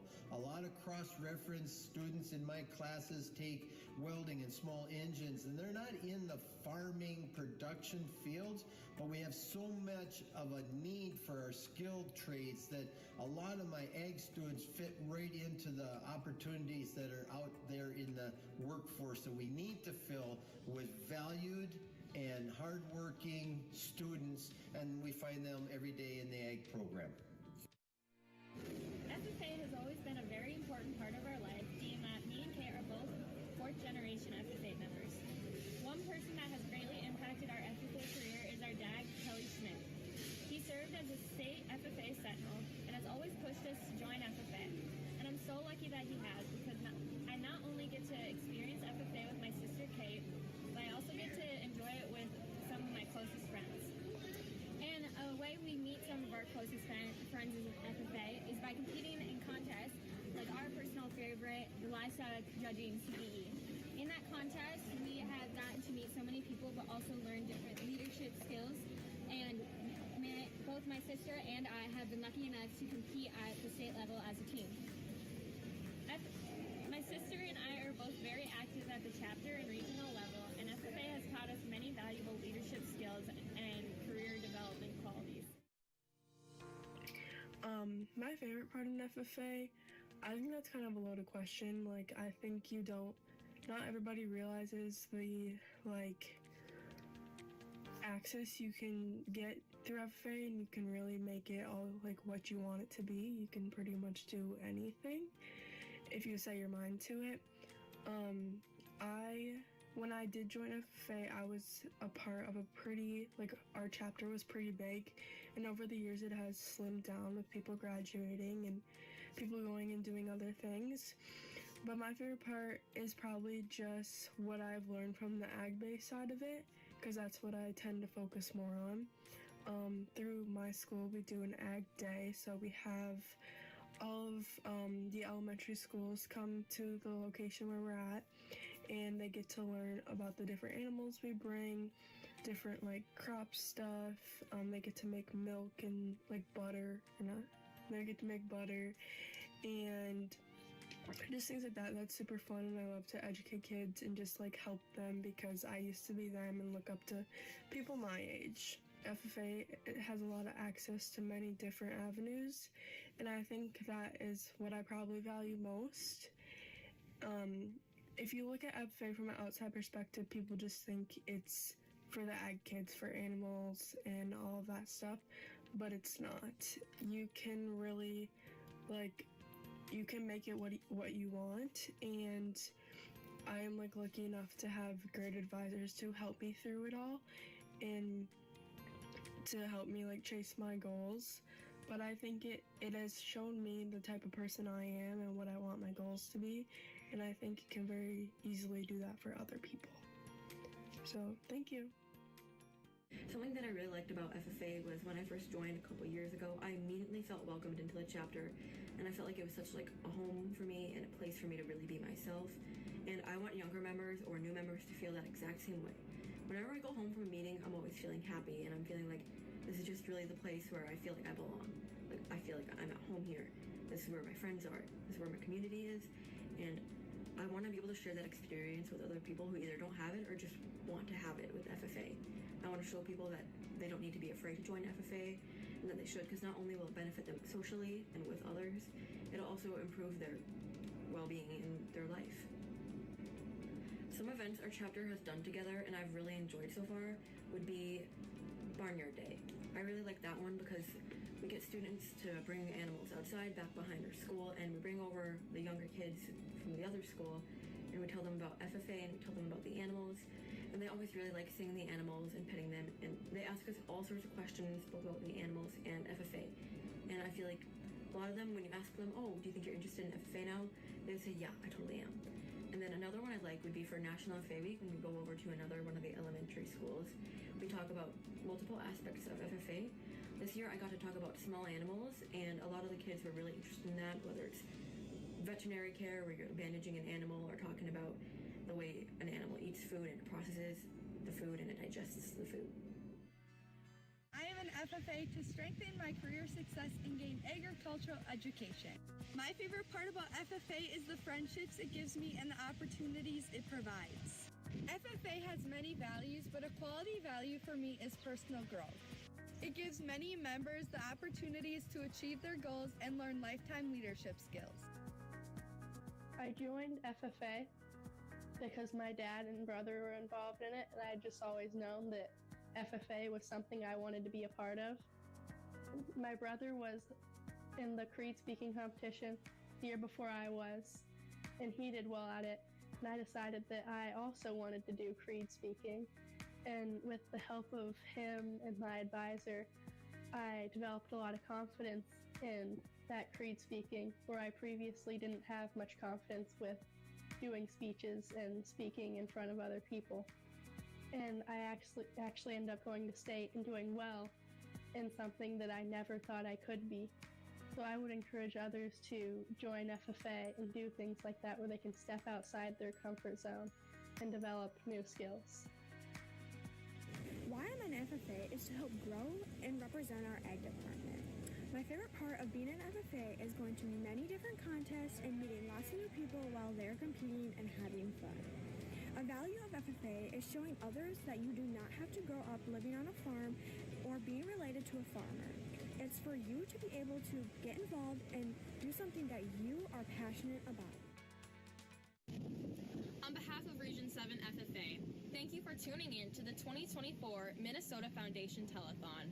We hope that by seeing videos of our members in South Central Minnesota, you will consider donating to the Minnesota FFA Association and Region 7 FFA. Thank you again.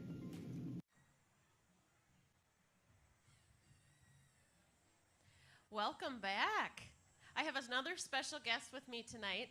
Again, I'm Amanda Summers, Program Coordinator for the Minnesota FFA Foundation, and I'm really excited to share. Tell us about yourself, Natalie, and what your future plans look like. Yeah, so my name is Natalie Clemenson, and I am from Zumbrota, Minnesota, and I am currently serving as the Minnesota FFA State Reporter. So this fall, I will be a sophomore at UW River Falls, where I am majoring in dairy science with a minor in ag business. Wonderful. I would love for these people walking by here tonight and the people online to learn a little bit about your FFA story and what got you to this very stage. Yeah, so I joined FFA right away in 8th grade as soon as I could, partially because I had a lot of family that was in FFA. My dad, all of his siblings were involved in FFA. My aunt was a state officer. So a lot of family history there, but also it was another chance for me to explore my passion and love for agriculture. So my advisor told me, advisor, ag teacher at the time, told me that I could do dairy judging through FFA as well, which was something I have done in 4-H. So that was kind of my first step, and then I eventually got into the leadership side of things, serving as a chapter officer, region officer, which eventually brought me to where I am today to be a state officer. Wonderful, wonderful. What advice do you have for any FFA members that are at home listening that you could tell them why they should do what you do, what they can do to get where you are? Yeah, my advice would always just be to always be you and follow your dreams and your goals. There's always going to be those obstacles and steps that come along the way. But if you continue working and putting your best effort forward that you can, you will eventually get to those goals and dreams that you have, as well as just always be you. Find the people that you surround yourself with that believe in you and that encourage you to do the things that you love. Keep your passions, and follow your own sets of your values and stay true to who you are. Wonderful advice. And speaking of those, I know personally that you've had some really great mentors that have gotten you here, have given you advice, have encouraged you to get here. What would you like to say to those mentors? First of all, a huge thank you. I am so grateful and appreciative for all of those mentors that have helped me along the way, whether it was family, teachers, just overall supporters, friends that have understood I'm busy and can't do the things with them that I always want to do. So a huge thank you and appreciation, as well as that I wouldn't be able to do what I do today without them. So their support has definitely led me to the position I'm in today, as well as some of the accomplishments I've been able to achieve. And without their support, I wouldn't have what I have and be where I am. Wonderful. Great advice, right? Our youth have a lot of influences today, and just staying true to yourself is critical. And I think that is really something that FFA prides itself on, right? Is you can really specialize in what interests you and what you value and run with it. So wonderful. One thing I want to visit with you about is you were recently a recipient of the James W. Tracy Scholarship, and I would love to share about that program and hear your future plans that Mr. James Tracy really instilled in the program.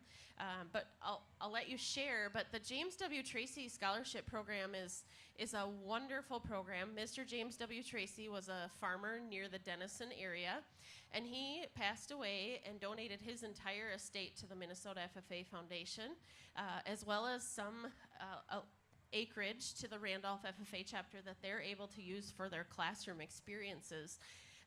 With this incredible donation, we've been able to award scholarships over the last 7 years, and just based on the interest alone from this wonderful estate. And he really wanted to allow students to pursue a career in agriculture with these scholarships. So these are open to 4-H and FFA members. And Natalie, tell us about your future plans in agriculture and how you're excited to share your values and honor Mr. James Tracy's legacy. Yeah, so I'm currently at Wisconsin River Falls, where I am studying to pursue a degree in dairy science with a minor in agribusiness. So coming from my family's dairy farm, dairy has always been a big interest of mine and a passion of mine. So I always knew that was something I wanted to stay involved in. So that's why I've chose dairy science. With that dairy science degree, I'm hoping to pursue a career in dairy nutrition, where I'll be able to help local farmers keep their cattle happy, healthy, and get the most out of their production, as well as be able to benefit my home farm as well and the cattle that we have. And so it just really, truly means a lot to be able to have been a recipient of the James Tracy Scholarship, because agriculture was something that Mr. Tracy was deeply involved in and truly believed in. And I truly believe agriculture is the backbone of America. It's involved in all that we do. So to be able to pursue a career within that field of agriculture and have the assistance of the scholarship to help pay for my education and further my learning is something that's truly very beneficial and helpful, and something I really value. Wonderful. Just the the amount of impact that the program will make on students in its entirety is incredible to me. It gives me goosebumps just to think of how many students like you it will benefit and allow you to go through college and share. But that application will be open in November. They will be due in February, and they're open to students who are 4-H and FFA members. So Natalie, you're in both, but some are not in both, right? And so they have that opportunity to apply. Tell us a little bit briefly about the application process. Was it hard? Can anybody do it? Yeah, so anybody can fill out this application. It was very simple. A few questions about yourself, your involvement within agriculture, you're interested within agriculture, and what your future plans are. Agriculture has many different areas that you can choose to pursue. So telling about your passions within agriculture and why you want to share agriculture and why you believe it's important is really the main highlight of that application. Wonderful. Well, find out more. You can find the application on our website or follow our social media. We'll promote it, but congratulations. Thank you for sharing your story. Continue promoting agriculture, FFA, but we're really glad to have you with us tonight. Thanks, Natalie. Thank you. It was great to be here. All right. Well, the fun continues. Thank you, Natalie. Thank you, Natalie. Have a great Congratulations. Well, we want to just give a little shout out. We have so many people to say thank you for. I'm going to touch on a few of the donors right now, and then we've got some other ones that you're going to share, and then we've got more donor thank yous to give. But we want to thank those who have gotten us really close to a goal. Oh my God, we are almost there, and it wouldn't be possible without each and every one of you here in the live audience or watching. Val, so what's our goal? Our goal is $25,000. And when we just checked, when we were backstage, we were at $21,000, y'all. That's fabulous. Thank you so much. But guess what? We need $4,000 more dollars. The night's not over. So first we want to say thank you to those who have donated. We'll do some now, some in a moment. And then we want to say to those of you watching, please help us reach our goal. These students are worth investing in. And we want to say to those that have already given, if you so feel inclined to give a little bit more, that would be wonderful. That would be wonderful. We are grateful for Jessica Hoobs, Travis Stoll, Scott Marshall, Stacy Thoney, Jenny Berminski, Iron Van Norman, Richard Finger, Miles and Sarah Kuschel, Ronald Nelson, Nathan Hannell, Amy Smith, and we will share some more in a little bit. And we also want to thank our Blue Ribbon sponsors, Ag Country Farm Credit Services, Ag Partners, Land O'Lakes, CoBank, RD Offutt Farms, Minnesota State Southern Agriculture Center of Excellence. And then I mentioned that we had a lot of volunteers working behind the scenes, but we have a fantastic production team, whether it's our directors, our engineers, our camera crews. Want to give a big round of applause on FFA Minnesota Foundation. Thank you to Freestyle Productions. Thank you, Dan, Zach, Kian, Annie, and Kara for all you're doing tonight. We really appreciate it. Thank you. Well, we are excited. You've helped us tell the story. We're not quite done yet. As we talked about, we have a goal. We want to reach it. FFA members really understand the value of setting goals and working hard to get there. For us to meet our goal, we need all of you to help us out. We need each and every one of you. And like we like to say, there's no gift too big or too small to make a big difference. Yeah. Well, and we also want to remind you there are some nice thank you gifts as far as the drawings that we're going to have. We highlighted those a moment ago. They're also available on our website to take a look at. So, and Val and I said, whoever wins the University of Minnesota Iowa tickets, invite us to the tailgate, and we'll come and we'll smile. We might even bring some Bloody Marys or something, right? We could bring something fun to contribute. We're good about that. We have had just a wonderful night so far, Jasmine. As we look out over the fairgrounds, FFA members are here now, but they're really coming out in big numbers starting this weekend. Right. We cannot wait for the FFA week, which we heard is starting on Thursday. They're going to start rolling in. Some of them are actually pulling double duty because they've been here this week for 4-H week, but next week it's going to be amazing. Val, do you want to give a little highlight of what's going to take place? I would love to. So we've got our traditional livestock shows that happen, the beef, the sheep, the dairy, and so on. But we also have a really strong presence in the agricultural mechanics area. We also have students competing in crops. We've got landscape booths that are located right here next to this building that are a very nice thing to look at and get inspired for your own landscape projects. Beautiful. And then don't forget that some of the things are going to be taking place not in this area but on Machinery Hill. Yeah, we've got things throughout the entire state fairgrounds. Of course, we're really excited about having people come visit us here in the FFA Chapter House Leadership Center. We've got hardworking students. You've met some of them earlier that are the attendants in the CHS Miracle of Birth Center. That building is on its 18th year, and FFA members continue to play a very important role in educating the public about animal husbandry and care. Exactly. And they're working hand in hand with the volunteer veterinarians. So they're getting, again, I heard you say you don't like to call it soft skills, but important life skills. And I will say, these skills that our students are learning and developing, these are the skills that are going to make a big difference. You know, I had a client, a big tech client, and they said, you know what? We can hire someone that knows the code, but if you don't know how to work with people, if you don't have confidence, if you don't have interpersonal skills, we can't hire you, because those are the things that really take development. And when we're paying you the big bucks, we want you to come in the front door with those skills. Well, and I think we heard it from our state officers, our regional officers, and some of them that we highlighted today. They develop these through a variety of ways. They're involved in career and leadership development events, including parliamentary procedure. Oh, haven't you ever been to a meeting that you wish had a little bit more parliamentary procedure? I still need a cheat sheet. Motion, second, first. Right? And you know, you talk about those students and the skills they develop, and even if they don't go into agriculture, which many of them do, they are smarter consumers. They are more prepared to vote on important issues.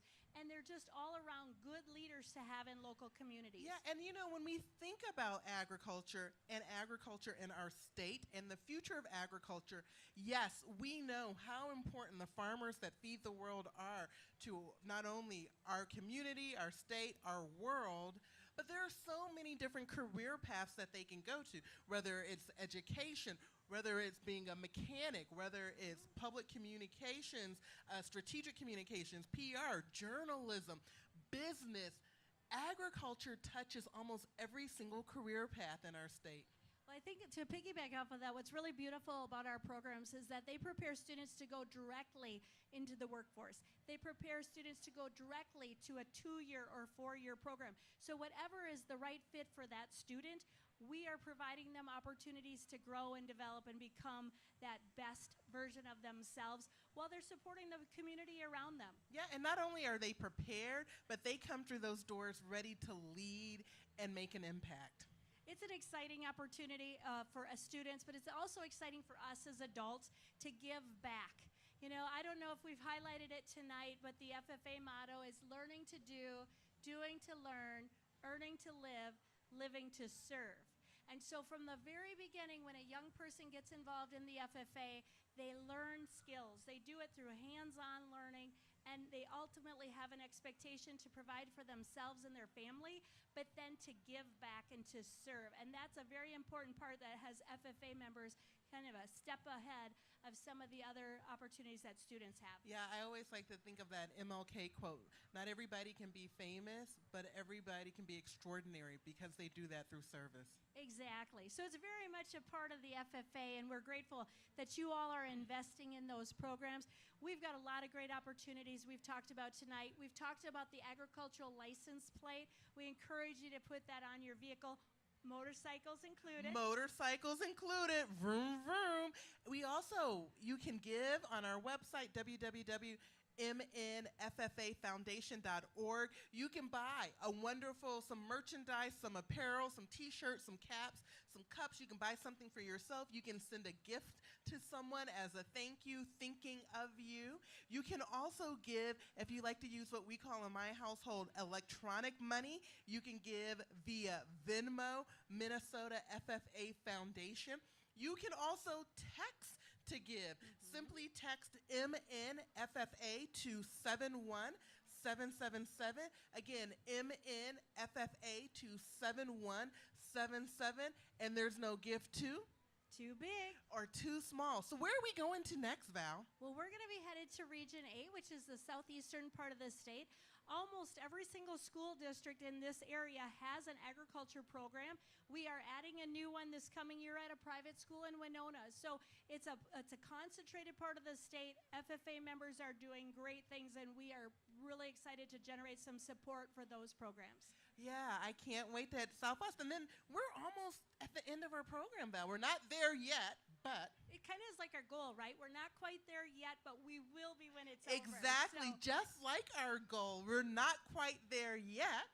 but we are almost there. We're almost there, and we need you to get there. So, all right, let's take a look at Region 8.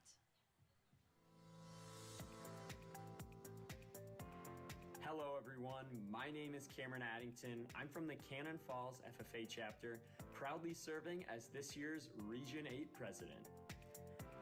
Throughout the rest of this next year, our members will have the chance to attend many different conferences and events, including an overnight Green Hand Camp, where members will receive opportunities to develop premier leadership, personal growth, and career success.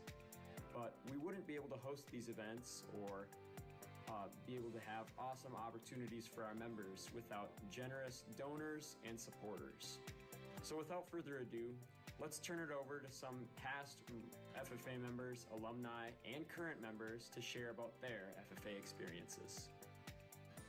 One way FFA's impacted me is it gave me a place that feels like home, and I found a passion I really enjoy. I joined FFA for the agriculture experience to learn about new things, and I'm still in it because I genuinely enjoy learning those new things and having a bunch of different opportunities to go different places and have great experiences. I joined FFA because I've always had a passion in agriculture, and I stayed in it because of the friendships I made, and it really just became my main passion. I'm still in FFA because I really like learning about new things in agriculture and how to fix them and help them get better. I joined FFA as a freshman because my teacher told me that it would be a great opportunity for me. I joined and immediately I was welcomed and I joined the vet science team, and here I am as a senior waiting and getting ready for competitions, hoping to get my vet degree. Hi, I am Alex Sommerfeld. I teach agriculture education at Farmington High School. And basically, I'm going to talk about why agriculture education has been really impactful for myself in particular. And I would say the biggest thing is that agriculture education is really based on preparing people for real-world career skills. Whether you want to be a farmer or not, learning about things and how the world works, how we make our food, how we prepare, everything that this world really makes and uses is a very important thing for people to understand as a consumer, but also agriculture education is great at preparing people for career readiness skills, working with people, understanding personal relationship skills, all the things that are important when people leave high school and get ready to be professionals. Since I've graduated, I still support FFA because I still transport FFA so that I can try and strengthen the agricultural roots that still run through it. What career and leadership development events have you competed in? I did athletes evaluation and multiple others.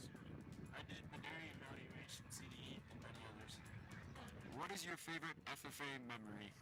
My favorite FFA memory is definitely going to be competing at National Convention for Swine Entrepreneurship. And mine would be competing at National Convention for dairy evaluation with my sister and our neighbors. What has FFA done to make you feel at home?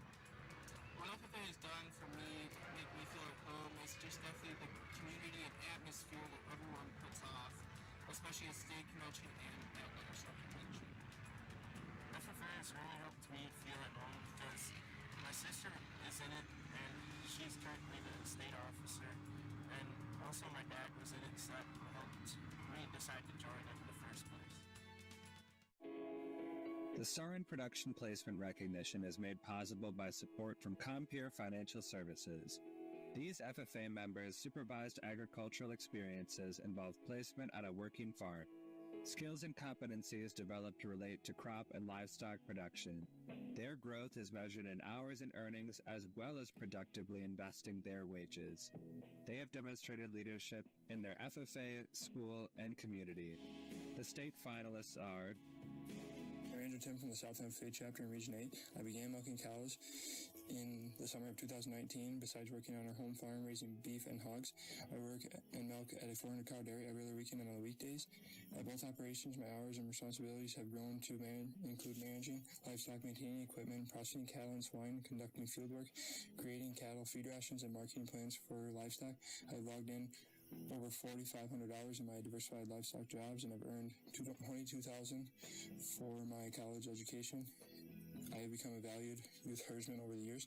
Outside of my work at the local dairy and our home farm, I participate in football, basketball, am on the honor roll, an NHS member, a 4-H member, and am our current FFA chapter treasurer. Next year I'll be majoring in animal science at South Dakota State University with hopes of a career with Perrine or Cargill. I would like to take this time to thank my parents Ryan, Tiffany, Tim, and my advisor Kevin Brown for helping me achieve success over the last 5 years. TJ Austin, I'm the Northfield FFA advisor. My favorite part of FFA is providing as many agricultural opportunities as possible. Students can do anywhere from a career development event in general livestock to a leadership development event in prepared speaking. Agriculture provides as many opportunities as possible. FFA can do that leadership in every single way. You just got to find your way in FFA. Have you ever heard about FFA? Oh yes, people talk about it all throughout school. I see it active a lot and it really helps bring the community together. How do you see FFA throughout our school? Well, for instance, a lot of the tractor days that we do around here, basically just a little parade that gets put on by FFA. A lot of the middle schoolers really enjoy it. It brings the community together more and it really helps connect everybody. My favorite part of FFA is showing at the state fair and also participating in state convention. One thing I'm looking forward to this year is being on the general livestock judging team in Kansas City. I really like doing FFA because I get many opportunities like going to the Minnesota livestock judging camp or competing on the dairy judging team. I'm excited to show my sheep at the state fair this year. I also hope to be on the livestock judging team in the future. My favorite FFA memory was probably National Convention last year. Made a bunch of connections and met people from around the country and world and just had a blast. And my favorite thing in FFA is meeting new friends and the leadership skills you gain. And I'm also part of the Randolph FFA livestock judging team. I enjoy doing CDEs such as parliamentary procedure, crops, and dairy judging. Something I really enjoy about Randolph FFA and FFA in general is CDs and LDs. This year I competed in poultry judging as well as creed speaking. Something I'm looking forward to is creed speaking nationals.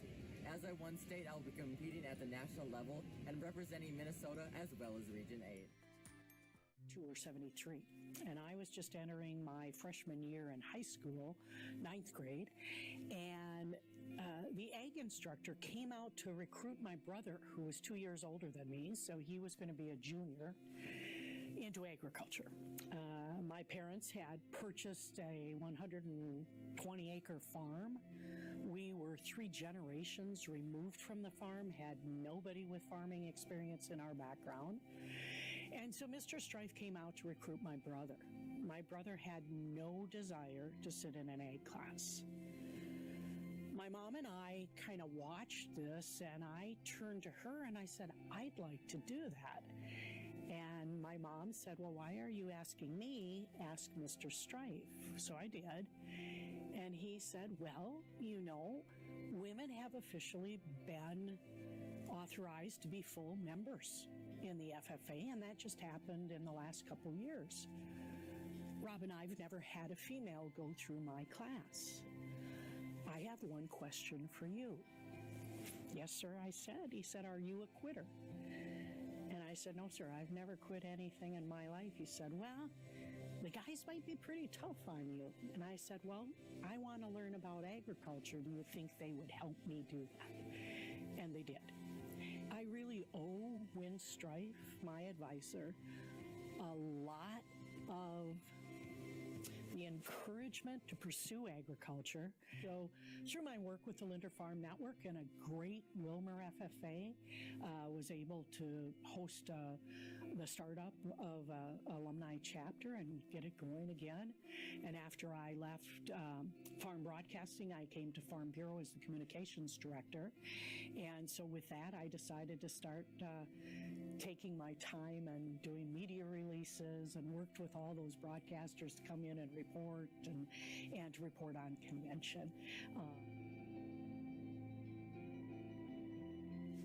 Because it changed my life. I found a home there. I found supporters there. I learned about an industry that I had taken for granted, being born and raised in the Twin Cities. And then as a reporter, realizing that our economics in this state, how they depend on agriculture and in this nation, and I just think it's overlooked or taken for granted. So, to pick one, I'm going to share one about my mom. So in her later life, I cared for her, and she happened to be in a wheelchair, but she knew how FFA had affected her kids. So I was serving as an assistant commissioner of agriculture, and I said, Mom, would you like to come to the state FFA convention with me? And of course, the last time she had been there was when I received my state degree. She said, I would. So we get all ready and we go, and she's in a wheelchair, and I bring her in. And she saw a couple girls that were not in official dress. And Dr. Frederick came over to talk to my mom, and she said, Doc, why are those girls not in official dress? And he said, well, they may not have the money to buy the official corduroy jacket. And my mother whipped out her checkbook and wrote a check and said, you buy those girls some jackets. Looks like you've got some right there. You make sure those girls have jackets. And when my mother passed away, we ended up asking for memorials to go to the FFA, so to give kids jackets. I think that's my favorite story. When a program changes your life, or an employer changes your life, I think it's important to give back if you have that capacity. I have no heirs. I have no one that I have to provide for. So I would like to provide to a couple organizations that I've identified, and heading that list is the Minnesota FFA.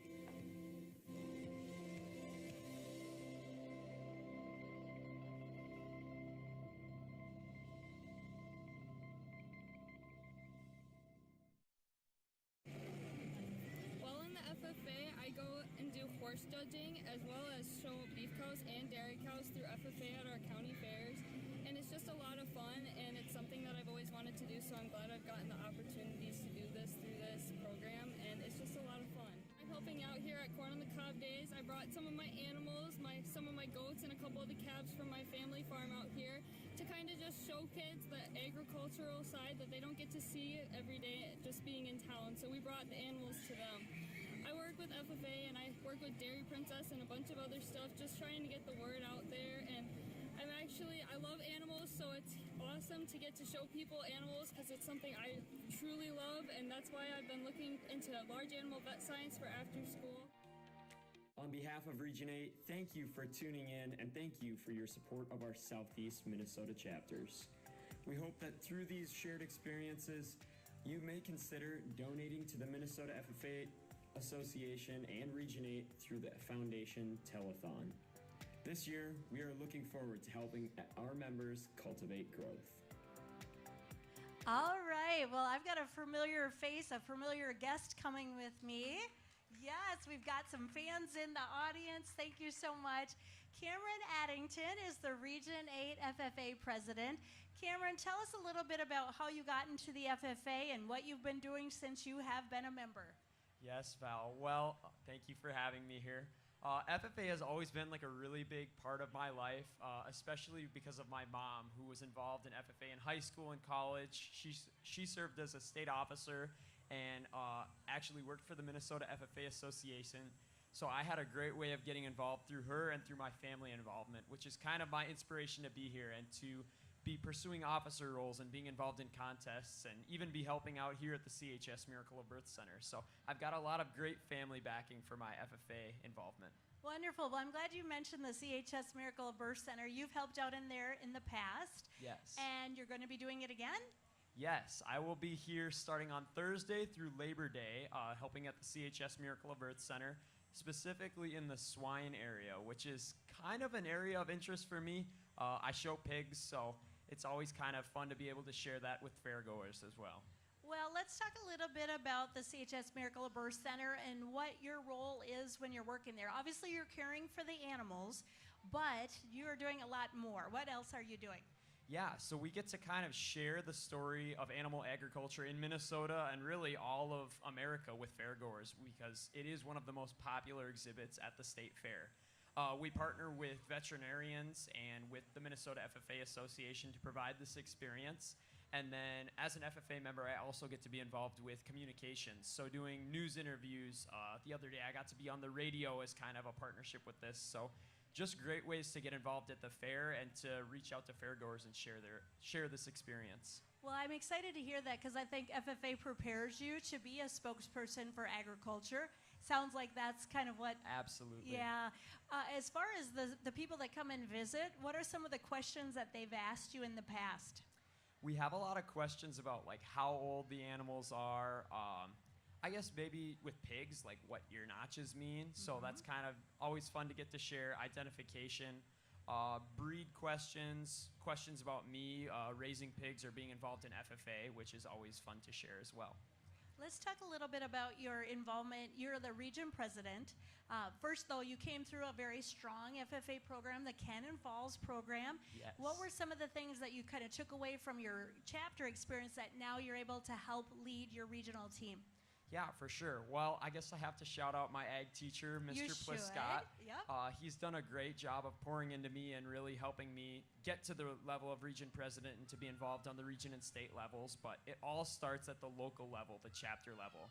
So serving as an officer there, helping with some of our agricultural awareness activities at the chapter level. We do a farmer's share breakfast and some other activities. And just getting involved with our other members and in the school, it's really kind of helped me prepare to be the region president and to help on a wider level across the state. Well, you've got a lot of great experiences, but you said the farmer's share breakfast. Yes. Let's tell our viewers a little bit about that and what the goal is of a breakfast activity. Yeah, for sure. So that's probably one of my favorite chapter events that we do throughout the year. I've helped on the committee to plan that out, but basically we provide a breakfast including eggs, hash browns, pancakes, and bacon to people from the community, and it's offered at the farmer's share of those individual foods. So just a couple cents, which is really a representation of all of the added costs of distribution and marketing, packaging, and all those pieces that go into getting your food from the farm to the grocery store, but really how the farmer only receives like a small portion of that. So that's kind of one way that we get to share, advocate for agriculture through that activity. Well, that sounds great, and I think about what you've developed there, the skills, working together, promoting, getting people involved. What does that look like now as a regional president? How are you sharing a vision and a goal for serving the members of Region 8? Yeah, so one of the really cool things about being a region president and being involved with this officer team from across chapters in southeast Minnesota is we get to do chapter visits. So getting to network, to connect with those members from all 34 of our different chapters is really special. And this year we have a theme of cultivate growth. So we're kind of working with those chapters through our activities, through those chapter visits to see how we can cultivate growth in our members this year. Wow, I can't wait to see what happens. And I think you'll never fully understand the impact you have, because I'm guessing you'll be talking to some junior high, some freshman students. You're probably going to inspire somebody. You referenced your mom. There were others, I'm assuming, years ago, FFA members that you looked up to and thought, I would like to be similar. Is that correct? Absolutely. That's one of the really cool things about getting to serve as an officer, as specifically a region officer, is you just get to interact with so many people, and you never know who you're impacting. But to really pour into that next generation of FFA members is truly special. Wow. Well, we're excited that we had a chance to visit with you, Cameron. Great things are happening for you and for Region 8, and all of us are benefiting from it. FFA Foundation, we work to support members like you, and it's a great testament to the impact of providing those opportunities. Thank you, Val. All right, thanks, Cameron. Well, as he exits and we get our two co-hosts back up here, I just want to give a quick shout out again to our Blue Ribbon sponsors. They include Ag Country Farm Credit Services, Ag Partners, Land O'Lakes, CoBank, RDO, Offutt Farms, and the Minnesota State Southern Agricultural Center of Excellence. All of these partners have invested in tonight's program, but even more so in the lives of young people. Well, I'm joined again by two people who care deeply about the same thing that I do. What do you think, ladies? How's the night gone? Oh my goodness, I can't believe the night is almost coming to an end.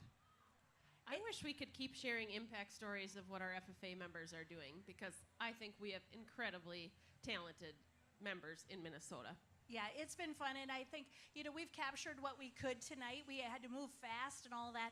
But if you have a chance to visit with somebody who has been in the FFA, whether that's somebody right now or has been in the FFA 10, 20, 30, 40 years ago, just give a listen and talk to them and figure out what they were involved with and what skills they took that impact them today. I was a very shy student who did the FFA Creed. Now I'm not quite as shy.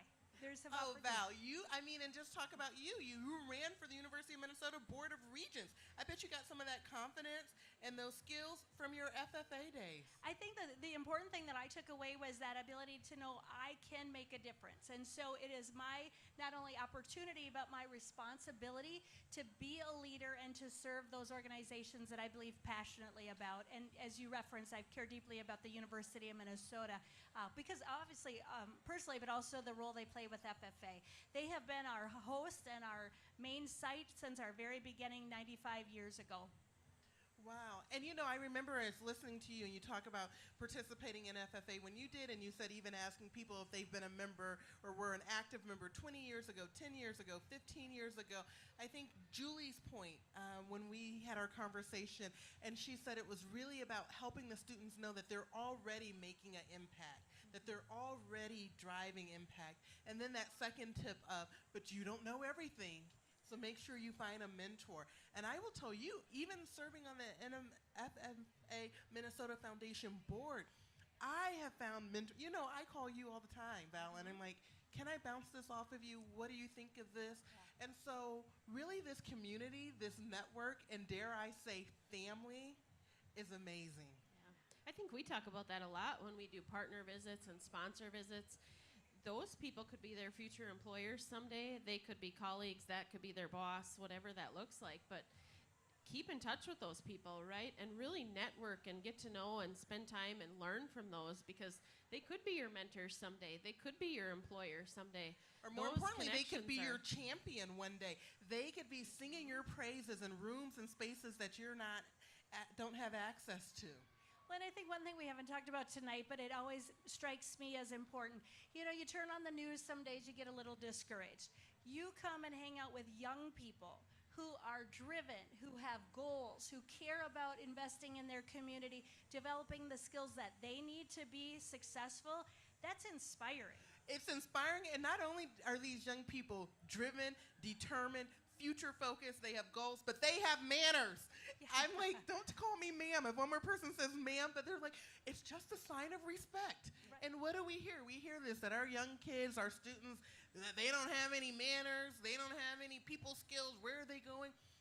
Our FFA students do. Yes. Well, as we kind of, talk through all this, we do want to give a shout out. We can't hit everybody who gave a donation tonight, but we wanted to give a shout out to a few. Andriana Koss, Jeff Sprecht, Mary Iden, Mary Bichetti, Christine Veldhosen, Carrie Wad, Bernie Paulson, Dallas and Sarah Dornick, Roger Moore, Aaron Marquardt, Zachary Holschladen, which, by the way, he's a young man who's a student right now who already is given to the FFA Foundation. This is his second year. Okay. Talk about understanding, right, about giving back. Lisa Marquardt, Brent Arndt. Those are just some of the people our board members have given. We are running out of time to share all the names, but if we shared your name or if we didn't, your gift, your donation makes a difference, and we want you to know we appreciate it. We also want to thank those who made our matching fund challenge of $2,500 possible. Gone Again Travel, call them for all your travel needs. Minnesota Farmers Union, ProSice Solutions, Minnesota Agri-Growth Council, members of the Minnesota FFA Foundation Board. Did we get to 100% board foundation, Val? We got really close. We got one person we're going to follow up with. I'm sure they're making their gift right now. So I'm going to say we're at 100% board participation. Thank you to my colleagues on the Minnesota FFA Foundation Board for supporting this. Yeah, we haven't had a chance. We've been out here a little bit. We haven't been able to see them come in, but the board members have been climbing on the donation board as well. You know, it's been just amazing to look at these young people and to think about how you as a donor are making a difference. I think back to when I was a child, my parents sponsored an award at the county fair, and at first I'm like, why do we sponsor that? They're like, we need to make sure students have good opportunities that they can strive for and be involved with. I give my philanthropic nature to my parents, and so for those of you who are watching, parents, model it. Get out there and invest in programs that make a difference in the lives of young people. And your kids are here serving as well as your husband. So thank you, because not only do you talk the talk, but you walk the walk. Well, I think they believe it. Their jackets have been sponsored through the Blue Jacket Bright Futures program. They've received scholarships. You know, it's pretty exciting. I know, Amanda, you talked during your segment about the Blue Jacket program and what a difference that investment made. Yeah, it's really the gift of a lifetime. I say that over and over again. It's that gift of opportunity, and maybe they wouldn't have that opportunity if our sponsors didn't step up to sponsor those jackets, and we're so grateful. We have a few of them right here in our audience that have sponsored jackets, and without their support, those members may have not been able to experience the program and really potentially lead them to a career in agriculture or something else that they've learned because of their skills from FFA. I will tell you, you know, I always say this, from being a judge or reading those essays, you are not just supporting a jacket. You are investing in our future. You are investing in the hopes and the dreams and the legacy of a young person. I'm surprised when I read those essays how many of them talk about their siblings being a member of FFA and they had a jacket, and seeing how proud they were, or the impact that putting that jacket on, the transformation that occurred from a corduroy blue jacket. So much more. It just really gives them their own identity, right? They Cole shared earlier that when he got his first jacket, it had his name on it, right? And that to him means everything, because it's his experience, his values, just living it out for him and not someone else. Well, we want to hit that $25 goal, and we're going to hit it. And we want to say thank you so much for supporting us, because we know we are going to reach that goal. I don't know if we have a total yet. We were so close before we jumped on here. We also want to say that the thanks obviously is from students, that you are making a life choice difference in their lives. But we do have those really nice gifts that we're giving away as well. The Gopher tickets to the Celebrate Ag and Food Day, when the Golden Gophers take on the Iowa Hawkeyes and defend Floyd. Keeping Floyd in Minnesota. Yes. And having a great time at a tailgate. So we want to share a big shout out and appreciation for that donation to C-Fans, the University of Minnesota C-Fans. We want to also say thank you to Regent Farnsworth for the donation of the basketball tickets, the 4 tickets to a choice of men's or women's basketball, and to Pat Fearson, who made that beautiful barn quilt. So we've got lots of people who Dakota County Elks for their beautiful gift tonight. Yes, that $2,000 is a big gift, and I think it really is the testimony of saying we're an organization, we develop leaders. We believe FFA is an organization that also develops leaders. And Val, we haven't touched on this, but I think I told you personally, we were working on some estate planning. So I want to encourage people, if they're updating their estate, starting to do some estate planning, to think about making a gift, remembering Minnesota FFA Foundation in their estate planning. Dr. Robin talked about not having any immediate heirs, so making sure that she was including the Minnesota FFA Foundation in her estate planning. So that's probably a one-on-one conversation, and they can get your contact information from the website if they want to start having those types. Well, Robin Kinney, Dwayne Hendricks, Roy Johnson were just 3 of them that we included tonight, but you hit on a very important thing, and that is sometimes giving is a little bit more tailored to a conversation. And so we shared some, kind of overarching ways to give, but talking about planned giving and those larger gifts is something we would love to do, because as Amanda led that discussion about the James Tracy Scholarship, over $100,000 have been awarded to students to help them with the expense of post-secondary education. What an investment James Tracy made. He didn't get to see it when he was alive, but his legacy will live on forever. And we are so grateful that we could be stewards of that type of gift. And he continues to serve in Essentia. Yes. Impact and legacy. I just want you to know there's still time to give. Yes. Oh, yeah. And how can they give? I think I know There's that. so many ways. Yeah. They could text. What do you text? You text MNFFA to 7177. Again, MNFFA to 7177. How do you give online? You can go to our website, mnffafoundation.org.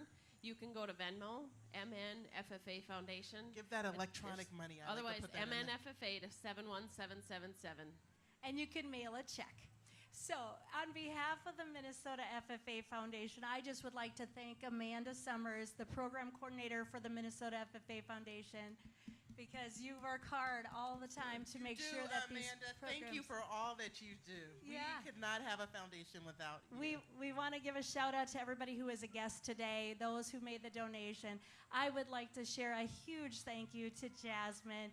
You are outstanding as far as advocating for our programs and helping people understand you didn't have to come through the FFA to be a champion for the FFA and what it does. So Jasmine, thank you so much for your contributions on stage and as well as a financial gift. Thank you. And Val, thank you so much for your leadership. I can't remember the student I was interviewing, but she was talking about attending the WLC, and she mentioned servant leadership. Val, you embody servant leadership. Thank you for all that you do for the Minnesota FFA Foundation. Not only for our students, we've been talking about the students a lot, but we forget that the foundation helps educators too. So bravo. Oh. Well, thank you so much. We're going to hit that $25,000 goal. Check our social media sites. We'll keep you posted on that. There's no gift too big or too small. Thank you all. I can't believe that this has been the 5th year. We're going to come back next year, Val. We need to come back. This is a wonderful place to visit with folks. And even though it was hot today, it was breezy. We were among cool friends. So that was it, our cool friends. Thank you all to our live audience. Thank you to all of our viewers. Thank you to everyone that has donated. Thank you to our sponsors. Thank you again, the Freestyle Productions. Don't forget, you can still give, and you can give again. All right. Thank you for your support. So Have a good night. We'll see you next year at the Great Minnesota Give Together.